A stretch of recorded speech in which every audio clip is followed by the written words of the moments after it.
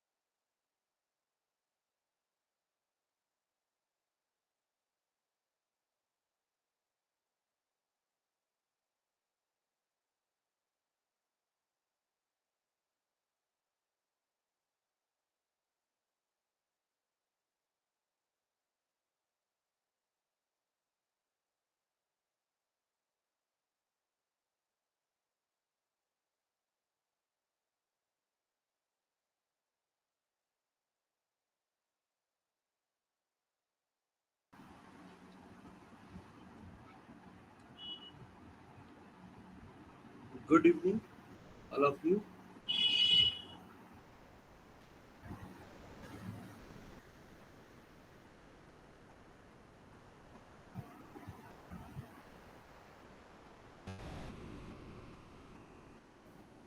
Hello sir, आपकी आवाज आ रही है सर? वीक, थोड़ा कम आ रही है। जी जी।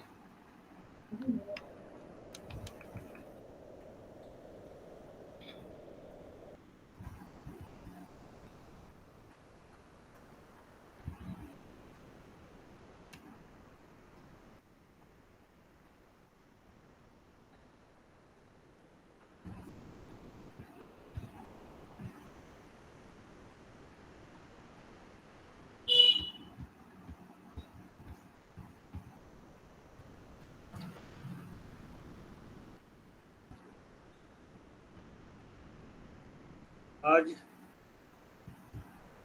फोर्थ सेशन है MES 31 एजुकेशन टेक्नोलॉजी का।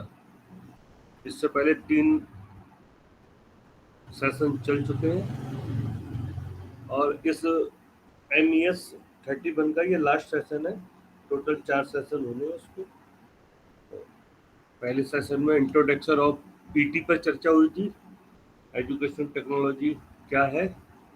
सेकंड सेशन में सेकंड डे 27 तारीख को ये सिस्टम अप्रोच कैसे एजुकेशन टेक्नोलॉजी कार्य करती है। 28 को लर्निंग और PT लर्निंग क्या है और ET लर्निंग को कैसे प्रभावित करती है। आज policy issue for ET education technology से संबंधित पॉलिसी के बारे में विचार विमर्श करेंगे। पॉलिसी कैसे बनती है, पॉलिसी में क्या होता है और पॉलिसी बनाने में कौन कौन से इशू आते हैं।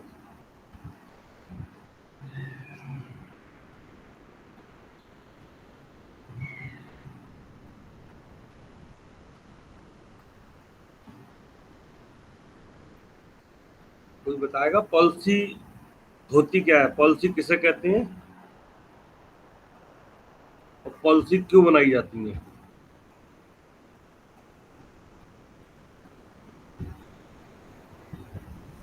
पॉलिसी में ट्राई करूं सर मैं? हाँ हाँ, कर सकते हैं।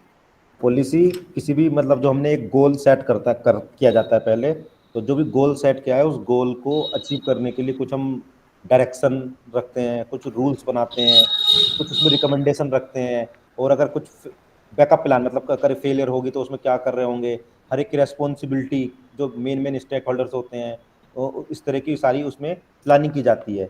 जैसे फॉर एग्जाम्पल अगर हम लेते हैं कि एजुकेशन पॉलिसी आई है अभी, तो एजुकेशन पॉलिसी में ओवरऑल विजन आया कि किस तरह का हम चाह रहे हैं इंडियन एजुकेशन को आगे लेके जाना।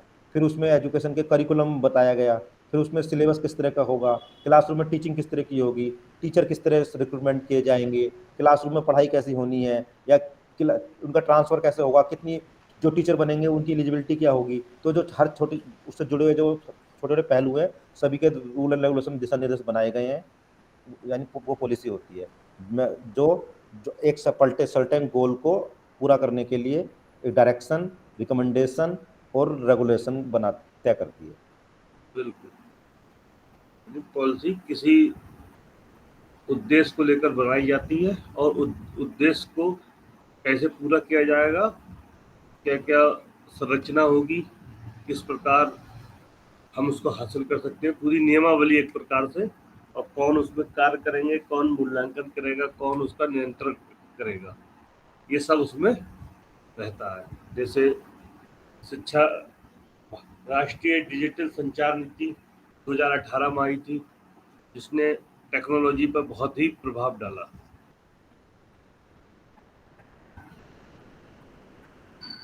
इस नीति का उद्देश्य 3 सिद्धांतों पर आधारित था। नंबर 1, सभी के लिए ब्रॉडबैंड की उपलब्धता। जो आज ब्रॉडबैंड जो शिक्षा में बहुत महत्वपूर्ण उपयोगिता अपनी दिखा रहा है, उसकी उपलब्धता सभी के लिए कराना। दूसरा, गुणवत्ता युक्त सेवा। गुणवत्ता, पहले जो ब्रॉडबैंड था टूटा, अब क्या है, गुणवत्ता युक्त। तीसरा, किफायती सेवा, सस्ती सेवा। पूरे देश में 2022 तक ब्रॉडबैंड सेवा का इसका लक्ष्य था। यानी नीति कोई बनाई जाती तो नीति का जो उद्देश्य या लक्ष्य था 2022 तक ब्रॉडबैंड सेवा को उपलब्ध कराना था पूरे देश में, और 2024 तक जो टावर घनत्व प्रति 1000 आबादी पर जो वर्तमान में था पिछले साल 0.42 से बढ़कर 1 करना था, यानी और मोबाइल और इंटरनेट सेवा की गुणवत्ता को बेहतर करना, राज्य केंद्र शासित प्रदेशों के साथ मिलकर कार्य करने के लिए राइट ऑफ वे मॉडल विकसित करना। तो इसके ये लक्ष्य थे, जिसने ब्रॉडबैंड सेवा ही नहीं अन्य चीजों पर प्रभाव डाला और उसने शिक्षा को प्रभावित किया। इसका एक मुख्य उद्देश्य मॉडल ऑप्टिकल फाइबर बिछाने समेत डिजिटल अवसंरचना के विस्तार संबंधी नीतियों के लिए भी था।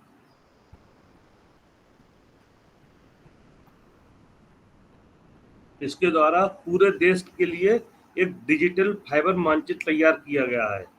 इसमें संचार नेटवर्क व अवसंरचना, ऑप्टिकल फाइबर, केबल, टावर आदि को शामिल किया गया, जो शिक्षा में भी उपयोगी होगा।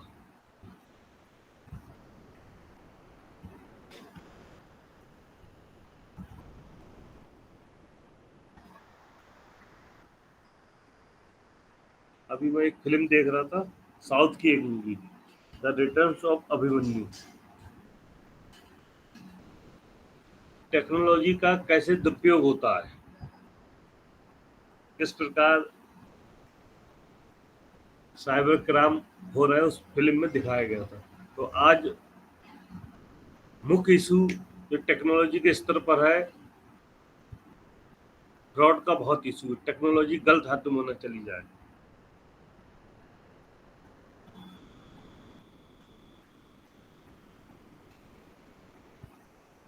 इसलिए जो पॉलिसियाँ बन रही हैं, चाहे डिजिटल एजुकेशन के ऊपर, ईटी एजुकेशनल टेक्नोलॉजी के ऊपर, या टोटल आल पूरे देश में डिजिटल नीति जो भी बन रही है, वो ऐसी नीति बने ताकि उसमें, जैसा अभी विकास जी बता रहे थे, कि उसका उद्देश्य और उसका नियंत्रण मेन है। उसका मूल्यांकन हम मूल्यांकन तक रखते हैं, नियंत्रण आगे नहीं बढ़ते। नियंत्रण भी होना चाहिए।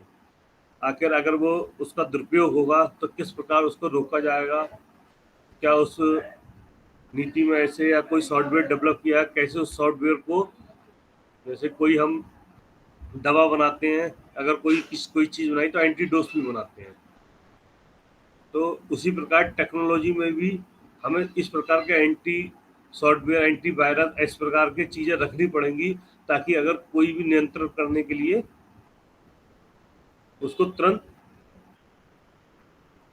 फॉर्म में लाया जाए और जो भी विसंगतियां हों उनको दूर किया जाए।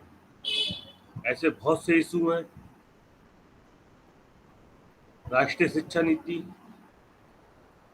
1986 में सर्वप्रथम शिक्षा में टेक्नोलॉजी का उपयोग हुआ था। कंप्यूटर का सर्वप्रथम उपयोग राष्ट्रीय शिक्षा नीति 1986 के रिकमेंडेशन के आधार पर हुआ था। तब से अब तक जब भी कोई टेक्नोलॉजी विश्व में या देश में आती है तो शिक्षा पर भी वो अब लागू होती है, शिक्षा पर भी उसका प्रभाव होता है। और शिक्षा संबंधी भी सॉफ्टवेयर होते हैं या पोर्टल होते हैं, जिसके माध्यम से हम लोग शिक्षा संबंधी गतिविधियों का निर्वहन करते हैं। राष्ट्रीय शिक्षा नीति में भी शैक्षिक तकनीकी पर जोर दिया गया है, और विगत 2-3 वर्षों से कोरोना काल चल रहा था, उसने भी टेक्नोलॉजी पर काफी प्रभाव डाला, और टेक्नोलॉजी अब एक आवश्यकता के रूप में हमारे जीवन में जुड़ चुकी है। और कौन कौन से इशू हो सकते हैं इस टेक्नोलॉजी को लेकर, टेक्नोलॉजी में किस प्रकार एजुकेशन टेक्नोलॉजी में एआई का उपयोग हो, या ऐसी क्या नीति बनाई जाए, या क्या हो सकता है उसमें। तो आज कोई इसमें और कोई बताएगा? मानिक जी। सर मैं कोशिश करता हूँ। हाँ हाँ बिल्कुल सर, अगर हम टेक्नोलॉजी के बारे में अभी इस समय बात करें तो इस समय मतलब एजुकेशन सेक्टर में टेक्नोलॉजी बहुत ही ज़रूरी है, हर फील्ड में ज़रूरी है। लेकिन अगर हम एलिमेंट्री एजुकेशन के बारे में बात करें या सेकेंडरी एजुकेशन के बारे में बात करें, जो कल जो हम लोगों ने डिस्कस किए थे blended mode of education sir, जो 1% आपका ऑफलाइन क्लासेस होगा, 1% हमें ऑनलाइन क्लासेस देना पड़ेगा। लेकिन अभी इसको लेकर मतलब जो अभिभावक है, जो बच्चों के जो माता पिताएं हैं, उनमें थोड़ा सा विसंगति दिखने को मिलता है, क्योंकि कुछ पेरेंट्स के हिसाब से उन्हें ऐसा लगता है कि उनके बच्चों के हाथ में अभी से अगर हम लोग टेक्नोलॉजिकल गैजेट्स पकड़ा दें, मोबाइल पकड़ा दें, तो इन फ्यूचर मतलब उन्हें कुछ परेशानियों का सामना करना पड़ सकता है, क्योंकि ये बच्चे नहीं जानते हैं कि इस टेक्नोलॉजी का कैसे मतलब सदुपयोग किया जाए। ज़्यादातर बच्चे हाथ में मोबाइल फ़ोन पढ़ते ही यूट्यूब सर्च करते हैं, उसमें कार्टून्स देखते हैं, और जब यूट्यूब में जाते हैं तो उन्हें ऐसे कुछ मतलब वीडियोस आ जाते हैं जिसमें एडल्ट कंटेंट्स होता है, जिससे उनके साइकोलॉजी पर प्रभाव पड़ सकता है, जिससे मतलब सोशल साइकोलॉजिकल इफेक्ट्स कुछ देखने को मिल सकता है सर। तो इस विषय में हम लोग मतलब किस प्रकार की मतलब नीति या ऑब्जेक्टिव्स ला सकते हैं जिससे मतलब इस परेशानी से छुटकारा पाया जा सके in case of the use of technology in elementary education level sir. Thank you sir. बिल्कुल। अभी कुछ साल पहले चीन से तनाव बढ़ा था, तो चीन के कई सॉफ्टवेयर भारत ने प्रतिबंधित कर दिए, 100 से ज़्यादा। उसमें कैम कैडर, हम अपनी फाइलें PDF फाइलें बनाते हैं, फोटो भेज के, अन्य चीज़ें, बहुत से ऐसे सॉफ्टवेयर थे उन्होंने। तो सरकार, हम लोग, एक इशू ये भी है कि जो यूट्यूब बच्चे देख रहे हैं या सॉफ्टवेयर है, या अभी एक गेम चला था जिसमें बच्चे आत्महत्या तक करने लगे थे। एक इशू ये भी है कि नीति को थोड़ा प्रभावी बना जाए और ऐसे यूट्यूब चैनल या यूट्यूब वीडियो प्रतिबंधित रहे जो बच्चों को उनके मानसिक विकास को अवरुद्ध करती हैं, रोकती हैं, उन्हें गलत दिशा में ले जाती हैं। आपने बिल्कुल ठीक कहा कि अभिभावक और बच्चों के लिए कैसे, नीति में यही एक नीति निर्माता जब बनाते हैं तो ऑल वर्ल्ड के हिसाब से ओवर व्यू पूरा देखते हैं, उस प्रकार से बनाते हैं। मुख्य है कि देश की आवश्यकताओं को भी उनको देखना पड़ेगा। आज मोबाइल लगभग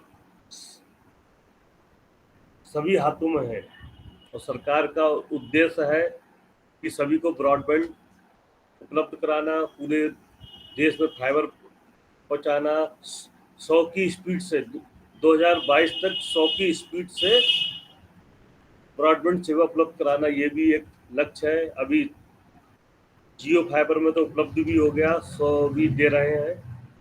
तो बहुत सी मोबाइल में नहीं है, पर स्पीड लगातार बढ़ रही है। इस दिशा में ये भी एक चैलेंजिंग हो सकता है और इस दिशा में काम करने की ज़रूरत है कि कैसे नियंत्रण किया जाए ऐसे सॉफ्टवेयर का, ऐसे वीडियो का, या ऐसे यूट्यूब। अभी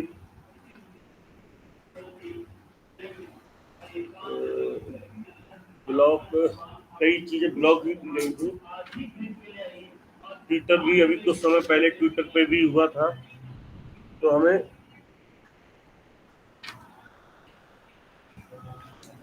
शिक्षा नीति बनाने या डिजिटल जो भी शैक्षिक तकनीकी में ऐसी चीज़ों को लाने की ज़रूरत है जिससे उसमें नियंत्रण रह सके और व्यक्ति बालक का विकास हो सके।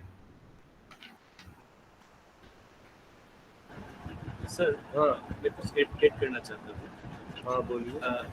अगर पकड़ लीजिए मतलब हम हमारे स्कूल से कुछ बच्चों को मतलब 20% उनका जो कोर्स करिकुलम है, कोर्स कंटेंट्स है, मटेरियल्स है, वो ऑनलाइन मोड में प्रोवाइड करना चाहते हैं।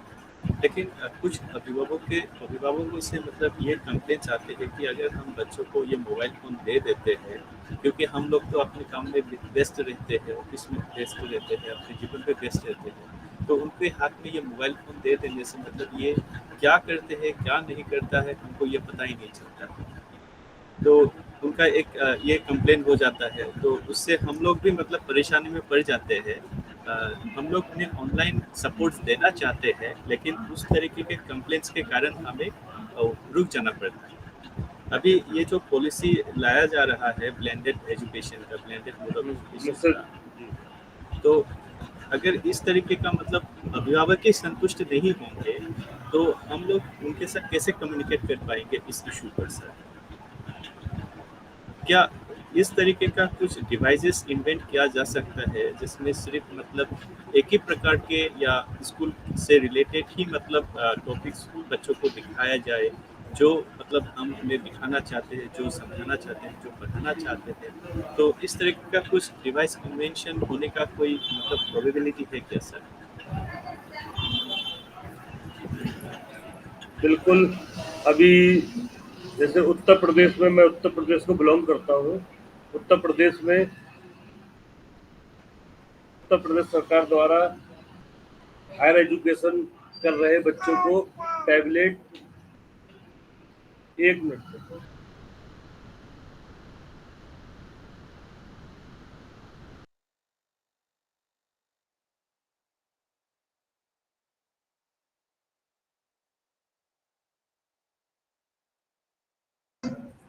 तो उत्तर प्रदेश सरकार ने अभी हायर एजुकेशन के बच्चों को टैबलेट और मोबाइल बांटे। टैबलेट एसआर कंपनी के थे, तो टैबलेट में हर सॉफ्टवेयर नहीं चल सकता। वीडियो आप यूट्यूब चला रहे हैं तो उसमें कई चीजों पर प्रतिबंधित था। पर सरकार राष्ट्रीय स्तर पर जो नीतियां बन रही हैं, उसमें एक मेन मुद्दा है कि किस प्रकार बच्चों को उनसे रोका जाए। जिस प्रकार उत्तर प्रदेश सरकार टैबलेट, तो जितनी भी कंपनियां, तो एक ओवरऑल एक नीति बनाई जाए कि बच्चों के इस साल कम उम्र के बच्चों को मोबाइल या जो भी हो दिया जाए, तो उन पर ये प्रतिबंधित रहे। ऐसे करके उत्तर प्रदेश ने प्रयोग भी किया। लेकिन जो भी योजनाएं बनती हैं वैश्विक स्तर पर बनती हैं, ग्लोबलाइजेशन को लेकर बनती हैं। हम लोगों को जागरूक होना पड़ेगा और बच्चों को जागरूक करना पड़ेगा। यहाँ पे सर मैं कुछ बात जोड़ना चाह रहा था। हाँ, मैं ये कहना चाह रहा था कि एक तो टेक्नोलॉजी को जिस तरह देखा जा रहा है कि पैनासिया है, कि हर एक चीज़ का ये सॉल्यूशन है, जो भी एजुकेशन से जुड़ी हुई समस्याएं हैं, तो जो ग्लोबल सोशल पॉलिटिकल तरह की समस्याएं शिक्षा से जुड़ी हुई रही हैं कि बहुत सारे वर्ग को एक शिक्षा नहीं मिली, फिर दूसरा उसमें क्वालिटी एजुकेशन की समस्या कि गुणवत्तापूर्ण शिक्षा मिले, फिर हर एक वर्ग में जो विषमताएं हैं, समता और समानता की जो बात होती है, तो ये कुछ मुद्दे हमेशा एजुकेशन के सामने एड्रेस करते जाया है समाज ने। पर जैसे टेक्नोलॉजी आई, टेक्नोलॉजी को सोचा गया कि ये सबको सोल्व कर देगी, तो इस दृष्टिकोण में दिक्कत है कि टेक्नोलॉजी हर चीज़ का सोल्यूशन नहीं हो सकती है। बाकी जो समस्याएं हैं समता की, समानता की, वो सामाजिक लंबा समय हम धीरे धीरे उन्हें पार पा रहे हैं। कुछ योजनाएं पॉलिसी बन रही हैं, तो कई सारी पॉलिसी एक दूसरे को हेल्प कर रही होती हैं। टेक्नोलॉजी की पॉलिसी टेक्नोलॉजी को एम्पावर कर रही होगी, पर दो दूसरी पॉलिसी बन रही है, जैसे हमने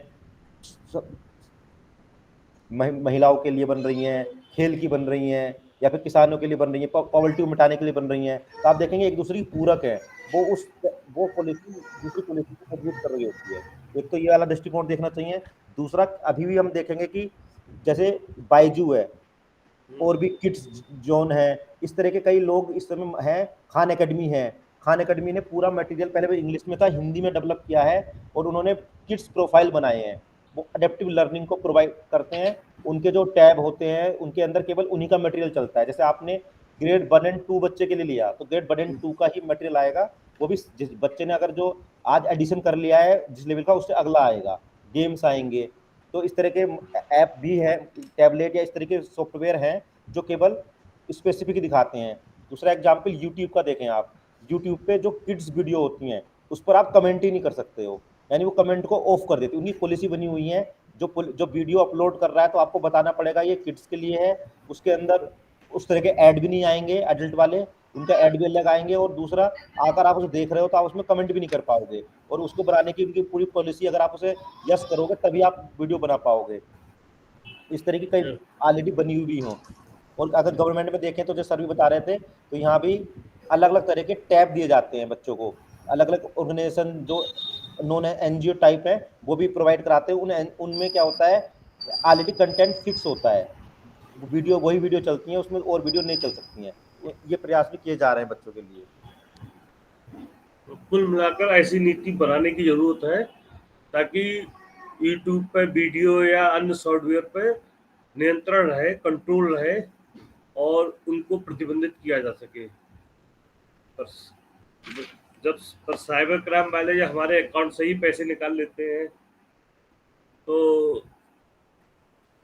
उस पर भी अब प्रतिबंध हल्के हल्के लग रहा है।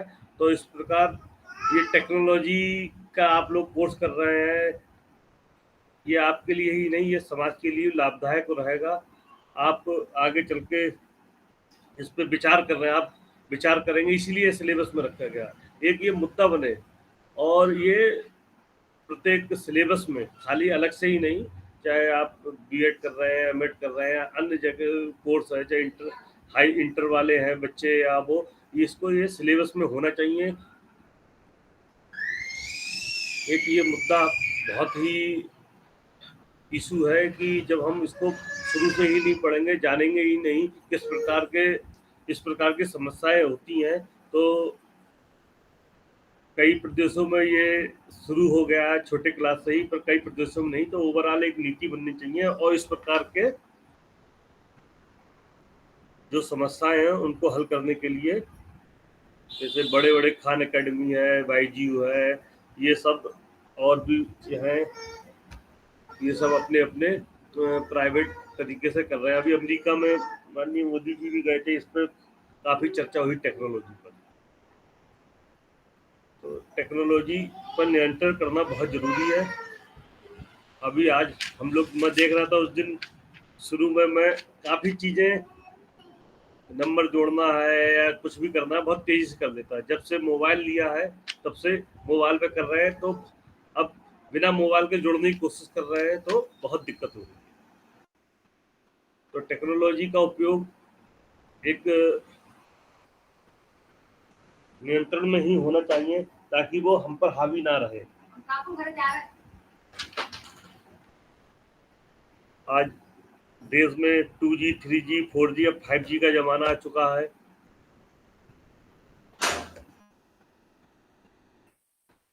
सर्वप्रथम 1980 में वायरलेस की शुरू हुआ था, 2G 1990 में आया था, 2008 में 3G, अब 4G, 5G का जमाना है। ऐसे दौर में पहले मोबाइल में तुरंत 5G चलता है, तुरंत सब चीज़ देखी जाती। इस प्रकार कुछ कंट्रोल करना बहुत ज़रूरी है।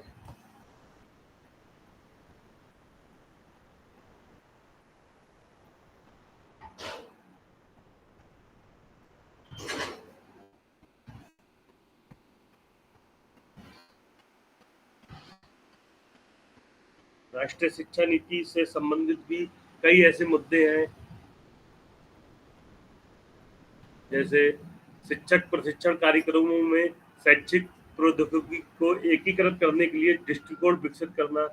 आखिर हमारा दृष्टिकोण, जैसे अभी पिछले सत्र में जुड़ी थी जाहिरा, वो मूक पर पीएचडी कर रही थी, तो ऐसा दृष्टिकोण उपलब्ध करना, शैक्षिक प्रौद्योगिकी के प्रति हमारी पॉजिटिव हो, हम उसको पॉजिटिव वे में लें। शैक्षिक प्रौद्योगिकी का प्रभावी ढंग से उपयोग करने के लिए शिक्षकों को कौशल डेवलप हो, मूल्य हो और योग्यता की भावना आवश्यक होती है। तो इसमें भी कार्य होना जरूरी है। शिक्षकों को ये जानने की जरूरत है कि शैक्षिक प्रौद्योगिकी सामग्री का विकास और उपयोग कैसे किया जाए ताकि वे अपनी शिक्षण शैली को समृद्ध और पूरक कर सके, जिसमें अक्सर केवल नोट्स से ही व्याख्यान देना शामिल होता है। हमें ऐसी प्रौद्योगिकी चाहिए ताकि हम व्याख्यान बिना उसके नोट्स के भी दे सके। उन्हें शिक्षा के अभिन्न रूप में शैक्षिक प्रौद्योगिकी उपयोग करने में सक्षम होना चाहिए। इसके अलावा शिक्षक कई शैक्षिक टेक्नोलॉजी का सबसे प्रभावी ढंग से उपयोग करेंगे जब वे टेक्नोलॉजी के लिए अपने स्वयं को कोर्सवेयर विकसित कर सके, यानी निर्देशात्मक सामग्री भले ही वे अपेक्षाकृत सरल हो। कहने का ये मतलब है, जैसे आप कोर्स कर रहे हैं कि टीचरों को, शिक्षकों को टेक्नोलॉजी के बारे में जानकारी हो, उसमें दक्ष हो, उसके प्रति मूल योग्यताएं हो, ऐसा नहीं इसे गलत दिशा में उपयोग करें।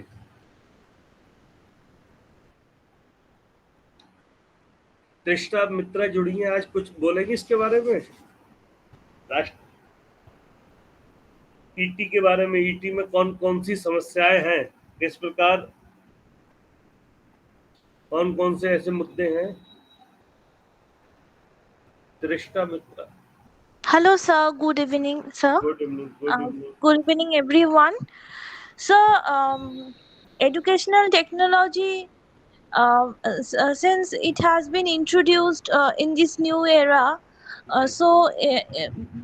the one when during pandemic we all see that the great success of education and technology, because we could completed our curriculum using gadgets, right?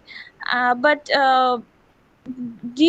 some remote villages are facing some issues where connections are not that much good, but with introduction of 5G networking system and all, it's progressing, and revolution in this field is happening. So we are hopeful for that. We are hopeful that even the remote villages are getting the access like that. They are becoming knowledgeable about educational technology, different technological use they are enjoying, like that, sir.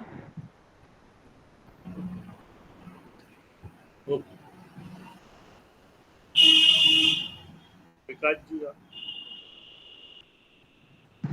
So that's all, sir. Okay Vikas ji. Thank you, sir. अभी क्या sir education technology के बारे में कुछ बात करनी है या उनकी समस्याओं के बारे में बात करनी है? मैं सवाल को दोबारा समझना चाह रहा हूँ। हाँ, दोनों को उसकी समस्या और कैसे हम उसे हल कर सकते हैं। जैसा अभी मैं एक शोध पढ़ रहा था मैं, जिसमें 53 देशों पर शोध किया गया, जिसमें आईटी सेवा क्षेत्र में भारत प्रथम स्थान पर था। लेकिन हम जब बुनियादी ढांचे में इंफ्रास्ट्रक्चर डेवलपमेंट की बात करते हैं तो उन 53 देशों में सबसे नीचे था। यानी हम मोबाइल तो हाथ में दे देते हैं, पर मोबाइल का उपयोग कैसे करेंगे, किस प्रकार करेंगे, किस योग्यता के आधार पर करेंगे, क्या मूल्य होंगे, इसके मामले में हम सबसे नीचे थे। Right sir. तो इसमें मैं इस और एक सबका ध्यान दिलाना चाहूँगा कि मैं देख भी रहा था कि इंडिया में अगर आप देखेंगे तो जो कम्युनिकेशन है जो गवर्नमेंट के द्वारा किया जाता है, जैसे आप देखेंगे दूरदर्शन है, दूरदर्शन पे कुछ चैनल भी हैं जो बच्चों को पढ़ाने के काम में आते हैं। जैसे इग्नू के भी अपना चैनल भी हैं जो चलाए जाते हैं और उसमें पूरा कोर्स वाइज दिखाए जाते हैं, डिफरेंट कोर्स है, उनका पूरा शेड्यूल रहता है और वो अब उस टाइम पे अगर जुड़ते हैं तो उनका हम कोई वीडियो कोई लेक्चर वहाँ पे मिल जाता है और सैटेलाइट द्वारा ही सारा कम्युनिकेशन हो रहा है। तो इसमें प्रॉब्लम ये है कि एक तो ये सैटेलाइट द्वारा है, सेंट्रलाइज्ड है और ये केवल दूरदर्शन है। और ये भी हम जान रहे हैं कि दूरदर्शन की जो पॉपुलैरिटी है वो डे बाई डे कम होती जा रही है। मतलब पहले आप हम अगर रिफ्लेक्ट करें तो DD1 DD2 ही था जिस पर हम देखते थे। जब फिर उसके बाद से डिश आ गया, केबल ऑपरेटर आ गए, है ना, उसके बाद से सिनेमा या OTT अब आ चुके, वेब सीरीज आ चुके हैं, तो हम पाएंगे कि देखने वाले नंबर्स में बचे हैं। गवर्नमेंट इतना पुश कर रही है, इतना ऐड करती है, अवेयरनेस फैलाती है, फिर भी जो लोग एजुकेशन में जुड़े हैं, जैसे हमारा सेशन है आज, मुझे सेशन तैयार करना है, तो मैं तो उस सेशन को इसलिए मुझे जुड़ना है कि मुझे सेशन देना है, या मेरे साथ कुछ लोग जुड़े रहेंगे जिन्हें रिव्यू करना है। जो आप अभी देख सकते हैं कि हमारा सेशन ऑफलाइन था, हमने डिस्टेंस एजुकेशन कोर्स में अटेंडेंस ली, तो सर एक फैसिलिटी दी गई कि भाई डिस्टेंस एजुकेशन तो है, आपको अपने स्टडी सेंटर पे भी काउंसलिंग कर सकते हो, पर आजकल ऑनलाइन भी काउंसलिंग की व्यवस्था की गई, एक शेड्यूल दिया गया, पर आज उसमें केवल त्रिस्ता, मानिक और विकास 3 लोग जुड़े हुए हैं, बाकी नहीं जुड़ पाए। तो यानी एक तो अवेयरनेस है, दूसरा जो इनके प्रति रुझान है वो इतना, जो बाकी जो रुझान ले जा रहा है, जैसे आप देखेंगे कि अभी यूट्यूब, सोशल मीडिया की जो प्राइम है, तो क्या कहते हैं उसे, और भी ओटीटी चैनल्स हैं हमारे, उन पे लोग ज़्यादा टाइम बिता रहे हैं। तो बड़ी समस्या ये है कि यूथ का जो रुझान है वो ही नहीं है इन चीज़ों की तरफ। तो बड़ी बात यह है कि रुझान को कैसे बनाया जाए, तो यानी जो बनाने वाले हैं, पॉलिसी मेकर हैं, कंटेंट क्रिएटर हैं, उनको कैसे वो रखें कि आजकल की जनरेशन को एंगेज कर पाएं, कि वो लोग भी दूरदर्शन पे या जहां भी जिस चैनल पे भी इस तरह के काउंसलिंग सेशन किए जा रहे हैं, जैसे जितेंद्र जी हैं तो काउंसलिंग सेशन 4 दिन से कर रहे हैं, तो मैं 2 दिन बाद जुड़ पाया क्योंकि मैं मिस कर गया था उसको। तो कल भी मैंने देखा, कल भी अंजलि एक और थी, 3 लोग जुड़े हुए थे, आज भी जुड़े हुए थे, तो लोग जुड़ नहीं रहे हैं। फिर उसको कैसे, पहला समस्या मैंने ये आइडेंटिफाई की। दूसरा कि जो प्रयास गवर्नमेंट द्वारा किए जा रहे हैं, तो आप देखेंगे CIET, centre institute of education technology, एक बनाया जाता है इंडिया लेवल पर, उसकी यही काम है जो मैं बता रहा था कि ऐसे कोर्स बनाए जाएं, कोर्स की अवेयरनेस फैलाई जाए, ऐसे प्रोफेशनल क्रिएट किए जाएं, इस तरह की पढ़ाई की बनाई जाए जो एजुकेशन टेक्नोलॉजी को बनाएं और उसको प्रमोट करें, उनकी क्वालिटी मेंटेन करें, इस तरह के वीडियो कंटेंट कैसे बनाया जाता है उसकी वीडियो को देखें और अवेयरनेस करें।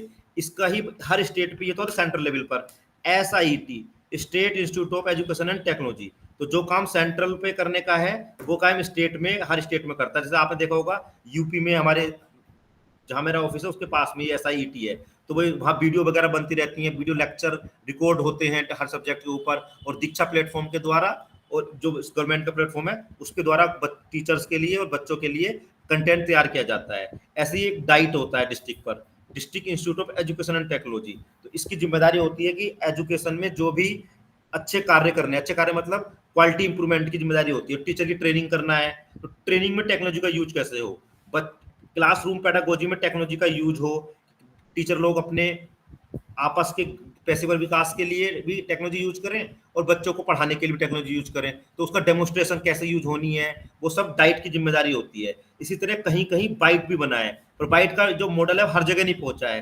राजस्थान में मैंने देखा था जब मैं काम करता था उस समय वहां डूंगरपुर में, तो वहां ये शुरू किया गया था, ब्लॉक लेवल पर एक एजुकेशनल इंस्टीट्यूट बनाए जा रहे थे, पर ये शायद अभी सक्सेसफुल नहीं हुआ है, अभी ट्रायल में है, बहुत कम जगह है ये राजस्थान में। जैसे मैंने कहा एक जगह ही अभी देख मेरे नजर में तो आया है, बाकी आप लोग बताएं, सर बता देंगे जितेंद्र जी कहीं और भी है, पर डाइट तक हर जगह होता है। यानी मैंने बताया CIET सेंट्रल लेवल का इंस्टीट्यूट ऑफ एजुकेशन टेक्नोलॉजी का, फिर स्टेट लेवल पर और डाइट लेवल पर, तो ये सारे डिपार्टमेंट को कहा गया है कि आप लोग एजुकेशन टेक्नोलॉजी को अपने सेशंस में, एजुकेशन में लाएं और वीडियो बनाई जाए हाई क्वालिटी की और उन्हें प्रमोट किया जाए। और मेन कंसर्न ये है कि इस तरह के एकेडमिक इंगेजमेंट में लोगों का रुझान नहीं है, उसको भी सोचना होगा कि कैसे लोग मतलब शायद सीखना नहीं चाह रहे हैं, सीखना चाह रहे हैं तो एनरोल करते हैं केवल डिग्री के लिए, पर वो ये मैंने जो फील किया पर वो नहीं इस तरह से मिलता है। बाकी आप लोग जोड़ें, या थोड़ी देर में फिर दोबारा मैं जोड़ूंगा, अभी बाकी लोगों को सुनना चाहिए। डाइट की फुल फॉर्म है district institute of education training, जिला शिक्षा एवं प्रशिक्षण संस्थान। राष्ट्रीय स्तर पर NCERT माध्यमिक शिक्षा पर काम करती है, जो माध्यमिक स्तर पर है किस प्रकार उसका पाठ्यक्रम होगा, क्या होगा, और एक मिशन भी चल रहा है टेक्नोलॉजी का, उससे वो सहायता लेती है। स्टेट स्तर पर SCERT होती है, state council of educational research training, और डाइट होती है जिला स्तर पर। ये 1986 की नीति में प्रस्तावित, 1964 में प्रस्तावित हुई थी और उसी के तहत ये खोली गई। विभिन्न नीतियों ने भी, राष्ट्रीय शिक्षा नीति 1986 हो गई, चाहे 1900 कोठारी कमीशन 1964-66 हो गया, 1968 हो गई, 86 फिर कमीशन आए कई प्रकार के। तो शुरू से ही इस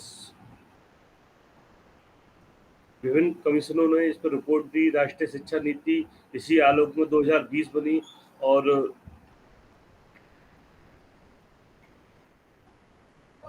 2020 के तहत विभिन्न टेक्नोलॉजी पर फोकस किया गया राष्ट्रीय शिक्षा नीति में, और आज मांग भी है। और मुख्य एक ये भी मुद्दा है कि ओवरकमिंग द डिजिटल डिवाइड, कैसे डिजिटल विभाजन पर काबू करें। प्रौद्योगिकी के प्रयोग से संबंधित भारतीय नीतियां, चाहे वो शिक्षा में हो, आईटी में हो या दूरसंचार नीतियों ने वंचित तक व्यापक पहुंच को दोहराया है। अनुभाग उनके प्रमुख उद्देश्य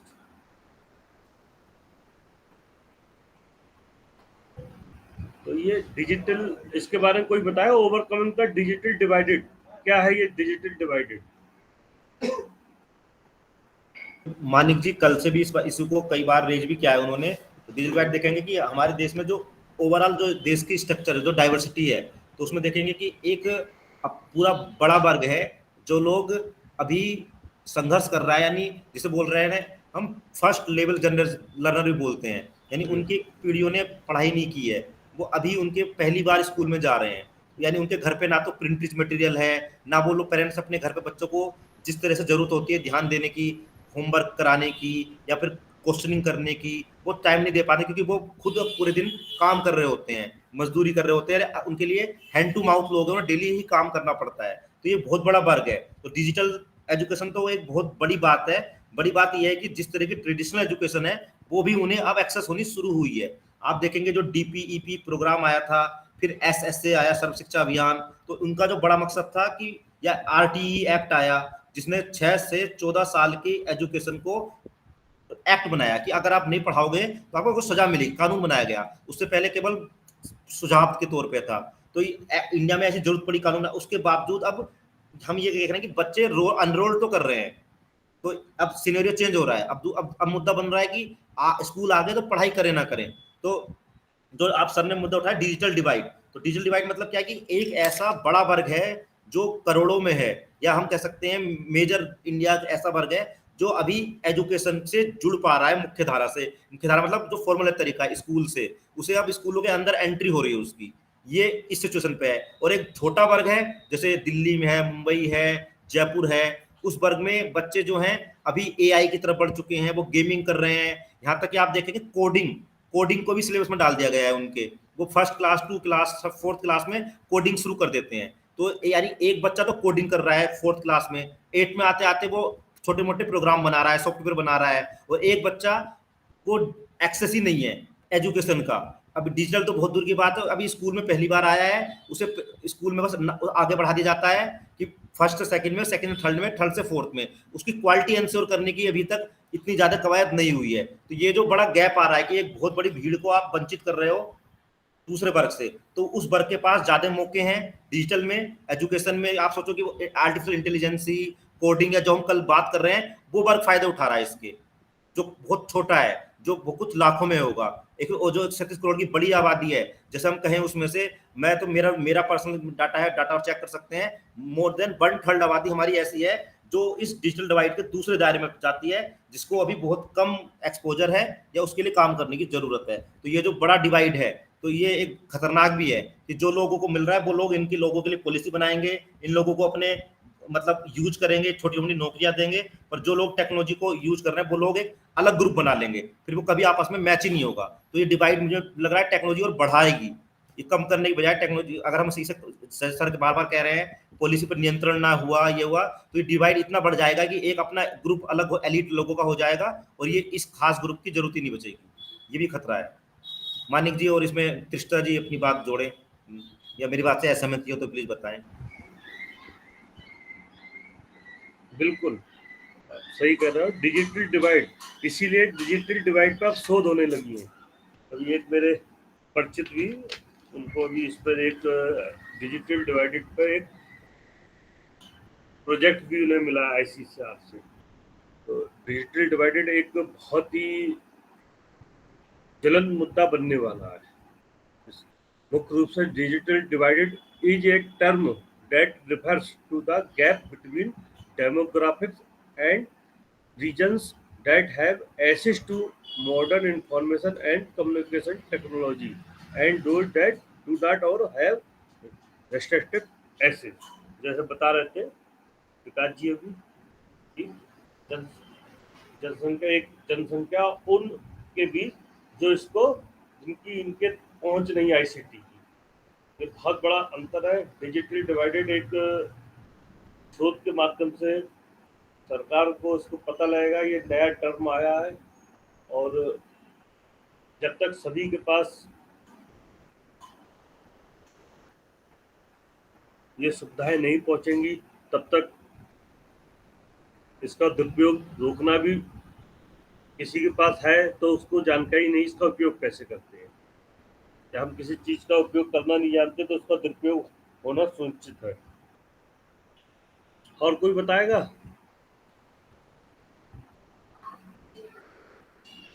कृष्णा जी, मानिक जी को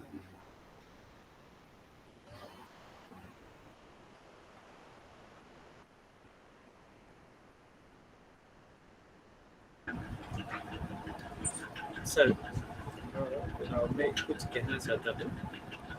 अभी विकास जी ने इतने सुंदर से ये जो डिजिटल डिवाइड है इसके बारे में इतना सुंदर से समझाया है, तो उनको पहले मैं धन्यवाद देना चाहता हूँ। अभी सर मतलब प्रॉब्लम यही है, जो टेक्नोलॉजी है, जो हमारे जो सोशल स्ट्रक्चर है, एक तो हो गया इलाइट ग्रुप हो गया जो प्रिविलेज सेक्शन हम पकड़ते हैं, और एक हो गया अंडर प्रिविलेज सेक्शन। अभी जो आरटी है उसके हिसाब से मतलब हर बच्चे को 6 to 14 ईयर्स को फ्री एंड कंपल्सरी एजुकेशन देना जरूरी है। लेकिन उसमें भी एक समस्या यहाँ पर देखा जाता है, जो मैंने कल भी कहा था, जो पॉवर्टी बिलो पॉवर्टी लाइन के जो लोग हैं, ये लोग अपने बच्चों को तो मतलब 6 to 14 ईयर्स जैसे तैसे करके मतलब स्कूल भेज देते हैं, लेकिन जब भी उनका ये मतलब पकड़ लीजिए 15 या 16 ईयर्स हो जाता है तो ये स्कूल ड्रॉप आउट कर जाते हैं।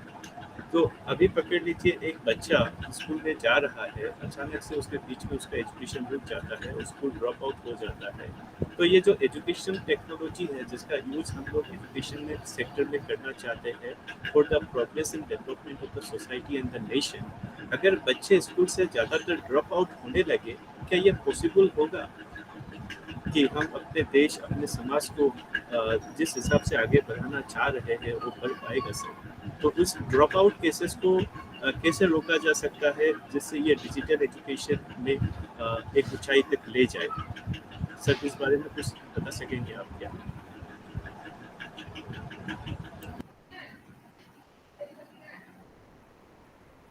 बताइए विक्रांत जी कुछ। विकास जी। सर थैंक्स मानिक अप्रिशिएट करने के लिए, पर इसमें मैं अपना कृष्णा जी को रेज हैंड किया था, पहले उनको सुनते हैं, उन्होंने कम सुना है, फिर मैं उसके बाद बोलता हूँ। सर कृष्णा जी बोलिए।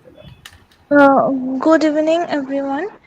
तो मैं ये बताना चाहती हूँ कि जो हमारे बीच में जो एक सोशल डिफरेंसेस है, मतलब कि सभी लोग एक्सेस नहीं कर सकते हैं, कि उनके पास मोबाइल गैजेट्स वगैरह है, फिर भी वो लोग एक्सेस ठीक से चला नहीं पाते हैं। और लाइक जेंडर बैरियर बहुत ही मेजर इशू है कि फीमेल्स जो है वो लोग ज़्यादा यूज टू नहीं है सेमी रूरल एरिया में, और रूरल एरिया में mostly they are unaware about this mostly, and they're totally dependent, and some people are also there is a lack of in schools, though digital gadgets or smart boards are introduced, still teachers are not using properly. Okay, so I was walking in a rural area, but I saw that there are smart boards in classes and they are working, still the teachers don't use it. They are just happy with chalk and talk, and they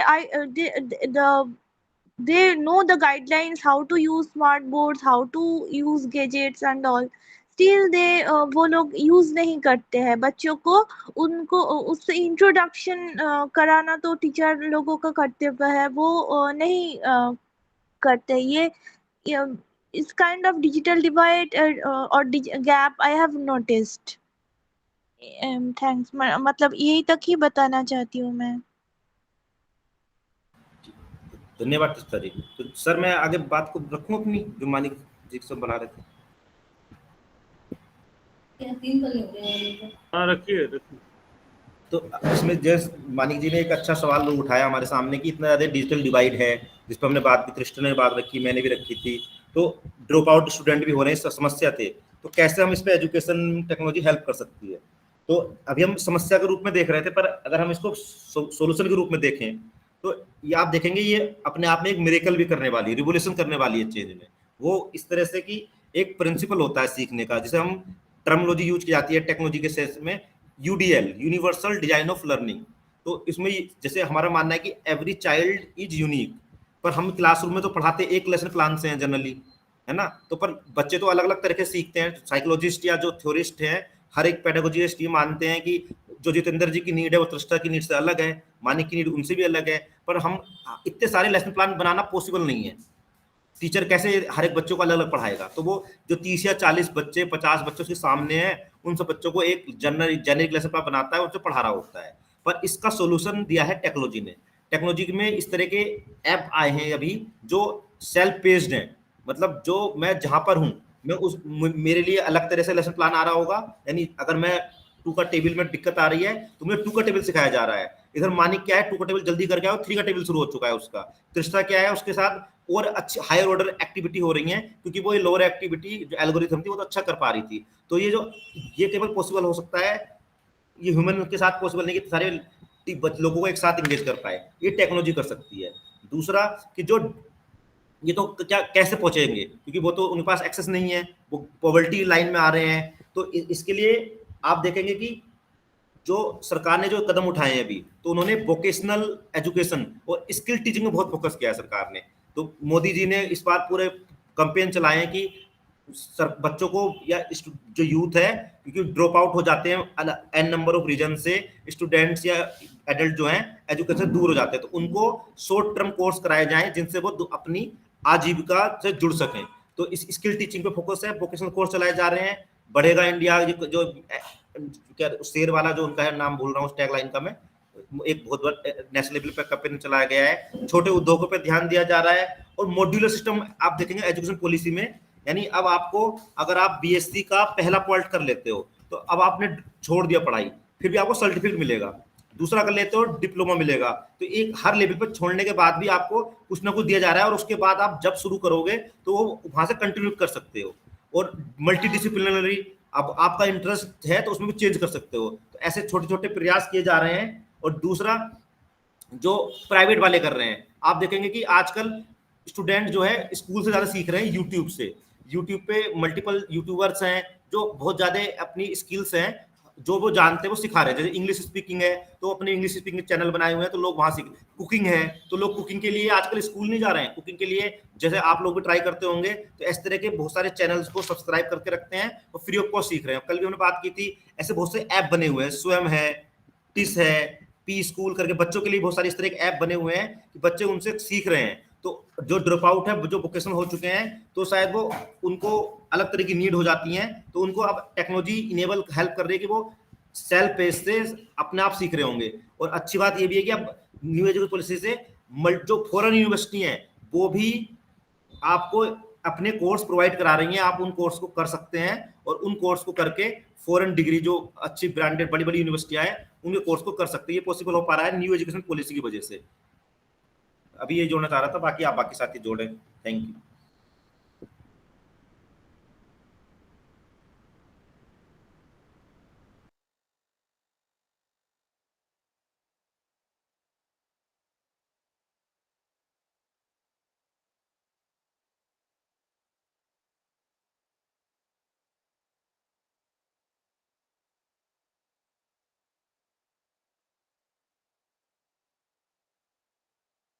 hello, मेरी आवाज आ रही है? हाँ आ रही है, बिल्कुल। तो technology का जैसे आपने बताया कि विभिन्न वीडियो के माध्यम से या एक्सेस करके वेबसाइट को हम सीख सकते हैं। तो टेक्नोलॉजी का फायदा भी है, पर टेक्नोलॉजी किस प्रकार सहयोग करे इसमें भी ध्यान देने की आवश्यकता है। चाहे यूनिवर्सिटी ग्रांट कमीशन हो, अब आईसीटी यानी इंफॉर्मेशन कम्युनिकेशन टेक्नोलॉजी टेक्नोलॉजी में यूजीसी की क्या भूमिका है, role of central institute of educational technology site जो कि लखनऊ में, उत्तर प्रदेश में लखनऊ में, उसकी क्या भूमिका है, डाइट पर भी बताई था। इस प्रकार विभिन्न संस्थाएं भी चल रही हैं। भारत सरकार के कई मिशन, शैक्षिक तकनीकी मिशन भी चल रहा है और कई योजनाओं के तहत कई छोटे छोटे कार्य भी चल रहे हैं। तो एक टेक्नोलॉजी को हम पॉजिटिव वे में ही लेना होगा। ऐसा नहीं है कि टेक्नोलॉजी नुकसान करती है, टेक्नोलॉजी से फायदा, बस सबको जागरूक होना पड़ेगा। ये बात सही है कि जनसंख्या के मामले में हम अब इसमें सर्वप्रथम हो गए हैं, चीन से भी आगे निकल गए, लेकिन ये भी सत्य है कि ये टेक्नोलॉजी ही एक है जो इस जनसंख्या को एक कौशल डेवलप कर सकती है, एक आगे बढ़ा सकती है, और टेक्नोलॉजी के माध्यम से ही सभी को शिक्षा देना संभव है। सबको प्रत्यक्ष शिक्षा, शिक्षा 3 प्रकार, फॉर्मल, नॉन फॉर्मल और इनफॉर्मल। तो जो टेक्नोलॉजी आधारित शिक्षा है, अगर ये दूरस्थ शिक्षा या डिस्टेंस मोड पर अगर ये वेब आधारित शिक्षा नहीं होगी तो सभी को शिक्षा देना संभव नहीं होगा। और आज टेक्नोलॉजी के माध्यम से जो इस पर चर्चा चल रही, तो आप जो कोर्स कर रहे हैं, जानकारी मिल रही टेक्नोलॉजी के बारे में, अगर यही रेगुलर कोर्स होता तो शायद काफ़ी लोग नहीं कर पाते। कमियां हैं कि इसमें कम लोग जुड़ते हैं या नहीं है, सही से नियंत्रण नहीं हो पा रहा है, पर ये भी सच है कि जो लोग जुड़ रहे हैं कुछ ना कुछ सीख रहे हैं, कुछ ना कुछ उनके व्यवहार में मॉडिफिकेशन होगा, वो सीखेंगे टेक्नोलॉजी का सही उपयोग करना। कम से कम स्वयं तो टेक्नोलॉजी का सही उपयोग करना सीखेंगे, सही प्रकार से उन मूल टेक्नोलॉजी क्या हो सकते हैं, किस प्रकार हम उस पर दक्ष हो सकते हैं, किस प्रकार हम एक पॉजिटिव वे में, एक प्रोग्रेसिव वे में उसका उपयोग कर सकते हैं। राष्ट्रीय शिक्षा नीति भी टेक्नोलॉजी के बारे में बहुत कुछ हम लोगों को बताती है। आज जरूरत राष्ट्रीय शिक्षा नीति की थी और राष्ट्रीय शिक्षा नीति आई जिसमें हर अलग बिंदु पर, हर उच्च शिक्षा हो चाहे माध्यमिक चाहे टेक्नोलॉजी, हर बिंदु पर उन्होंने अपना फोकस किया है। और ऑनलाइन डिजिटल शिक्षा न्यायसम्मत उपयोग सुनिश्चित करना है, यानी उसका विशेष रूप से इस पर ज़्यादा उपयोग उन्होंने किया है, यानी प्रयास किया है।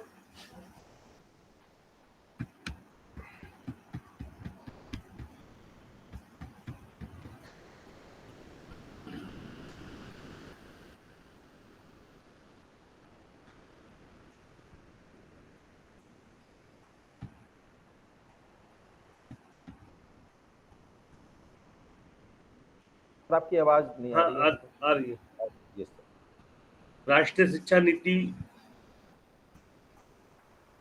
2020 ने प्रौद्योगिकी की संभावित चुनौतियों को स्वीकार करते हुए उससे मिलने वाले लाभों के महत्व पर ध्यान केंद्रित किया है। राष्ट्रीय शिक्षा नीति ऑनलाइन अथवा डिजिटल शिक्षा की हानियों को कम करते हुए हम कैसे इससे लाभ उठा सकते हैं।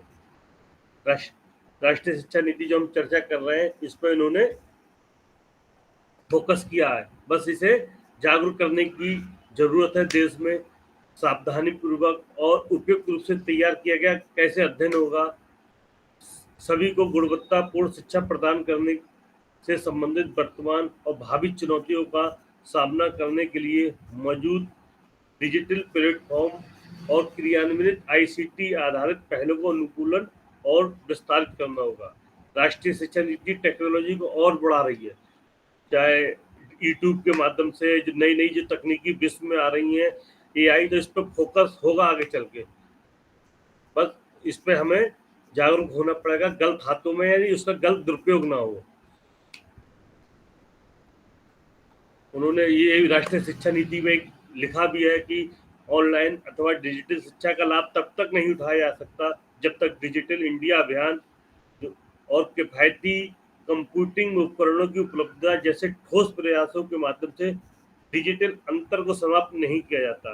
तो डिजिटल डिवाइडेड की बात हो रही है, तो डिजिटल डिवाइडेड के इन्होंने डिजिटल इंडिया अभियान चला रखा है। इसको कम करने के लिए किफायती मॉनिटरिंग कंप्यूटर उपकरण जो टेक्नोलॉजी से संबंधित शिक्षा संबंधी उपकरण जो आ रहे हैं जिससे शिक्षा हमें मिल सकती है, उनको सस्ता करने पर जोर दिया है। तो राष्ट्रीय शिक्षा नीति में ये सब चीजें फोकस की गई हैं।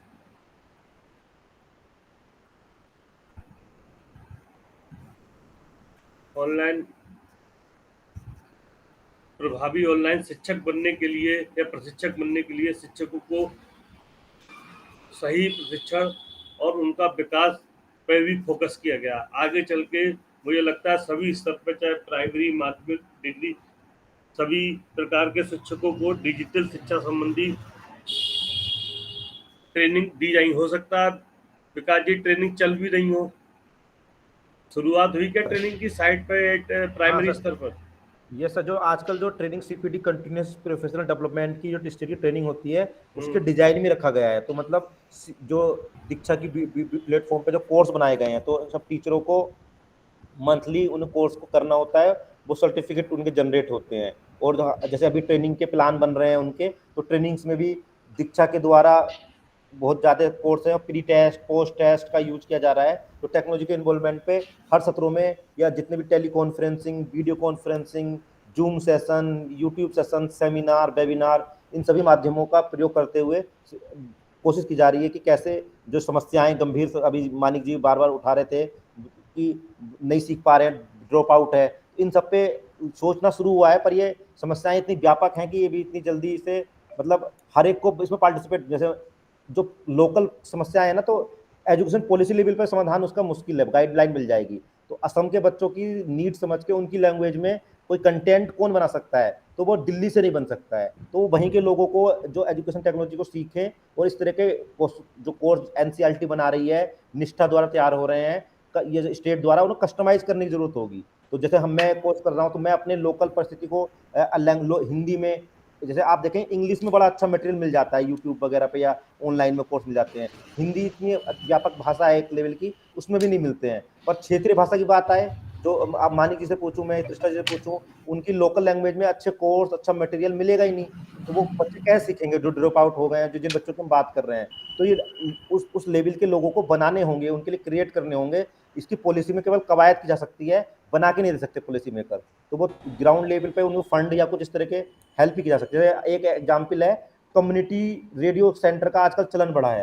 तो कम्युनिटी रेडियो सेंटर कोई भी खोल सकता है और उसको मतलब अपनी, पर शर्त यही है कि उसमें 70% जो प्रोग्राम है वो लोकल लोगों के होने चाहिए, लोकल नीड के टैकल करने चाहिए। उनको अपना एनजीओ जो सोसाइटी एक्ट होता है वहाँ रजिस्ट्रेशन कराना होगा और वहाँ पे उसके बाद में लोकल प्रोग्राम, लोकल लोगों के जो ब्रॉडकास्टिंग है उसको प्रमोट करना होगा। तो जब तक ये लोकल एफर्ट नहीं आएंगे, जब तक एजुकेशन टेक्नोलॉजी और डिजिटल डिवाइड बढ़ता ही रहेगा। पर अभी ये अच्छी बात है कि लोग एजुकेशन टेक्नोलॉजी डिस्टेंस लर्निंग में सीख रहे हैं, तो सीखने के बाद वो शायद अपनी अपनी जगह पर इसको लोगों तक पहुंचाने में हेल्प कर रहे होंगे। Thank you sir. ठीक है विकास जी। कृष्णा जी कुछ बताएंगे आप? कृष्णा जी या मानिक जी?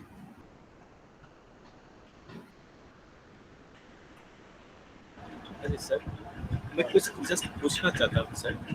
अभी विकास जी ने जो कहा है डिजिटल डिवाइड है, अभी लोग मतलब बच्चों के स्तर पर ही काम कर रहे हैं, स्कूल के स्तर पर काम कर रहे हैं। लेकिन अभी पकड़ लीजिए, अभी हम जिस समाज में रह रहे हैं उस समाज में 3 जनरेशन हैं। पकड़ लीजिए, मेरे पिताजी है, मैं हूँ और मेरे बच्ची है, ठीक है। अभी जो मेरे पिताजी है उनका उम्र लगभग 70 to 75 ईयर्स हो गए। अभी उन्हें टेक्नोलॉजी के बारे में इतना कुछ पता नहीं है।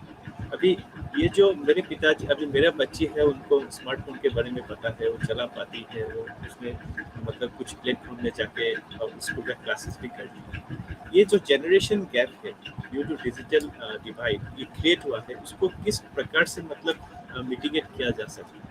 मैं इस बारे में थोड़ा सा जानना चाहता हूँ सर। जनरेशन जो गैप हो गया है डिजिटल डिवाइड के कारण, उसको कैसे कमाया जा सकता है?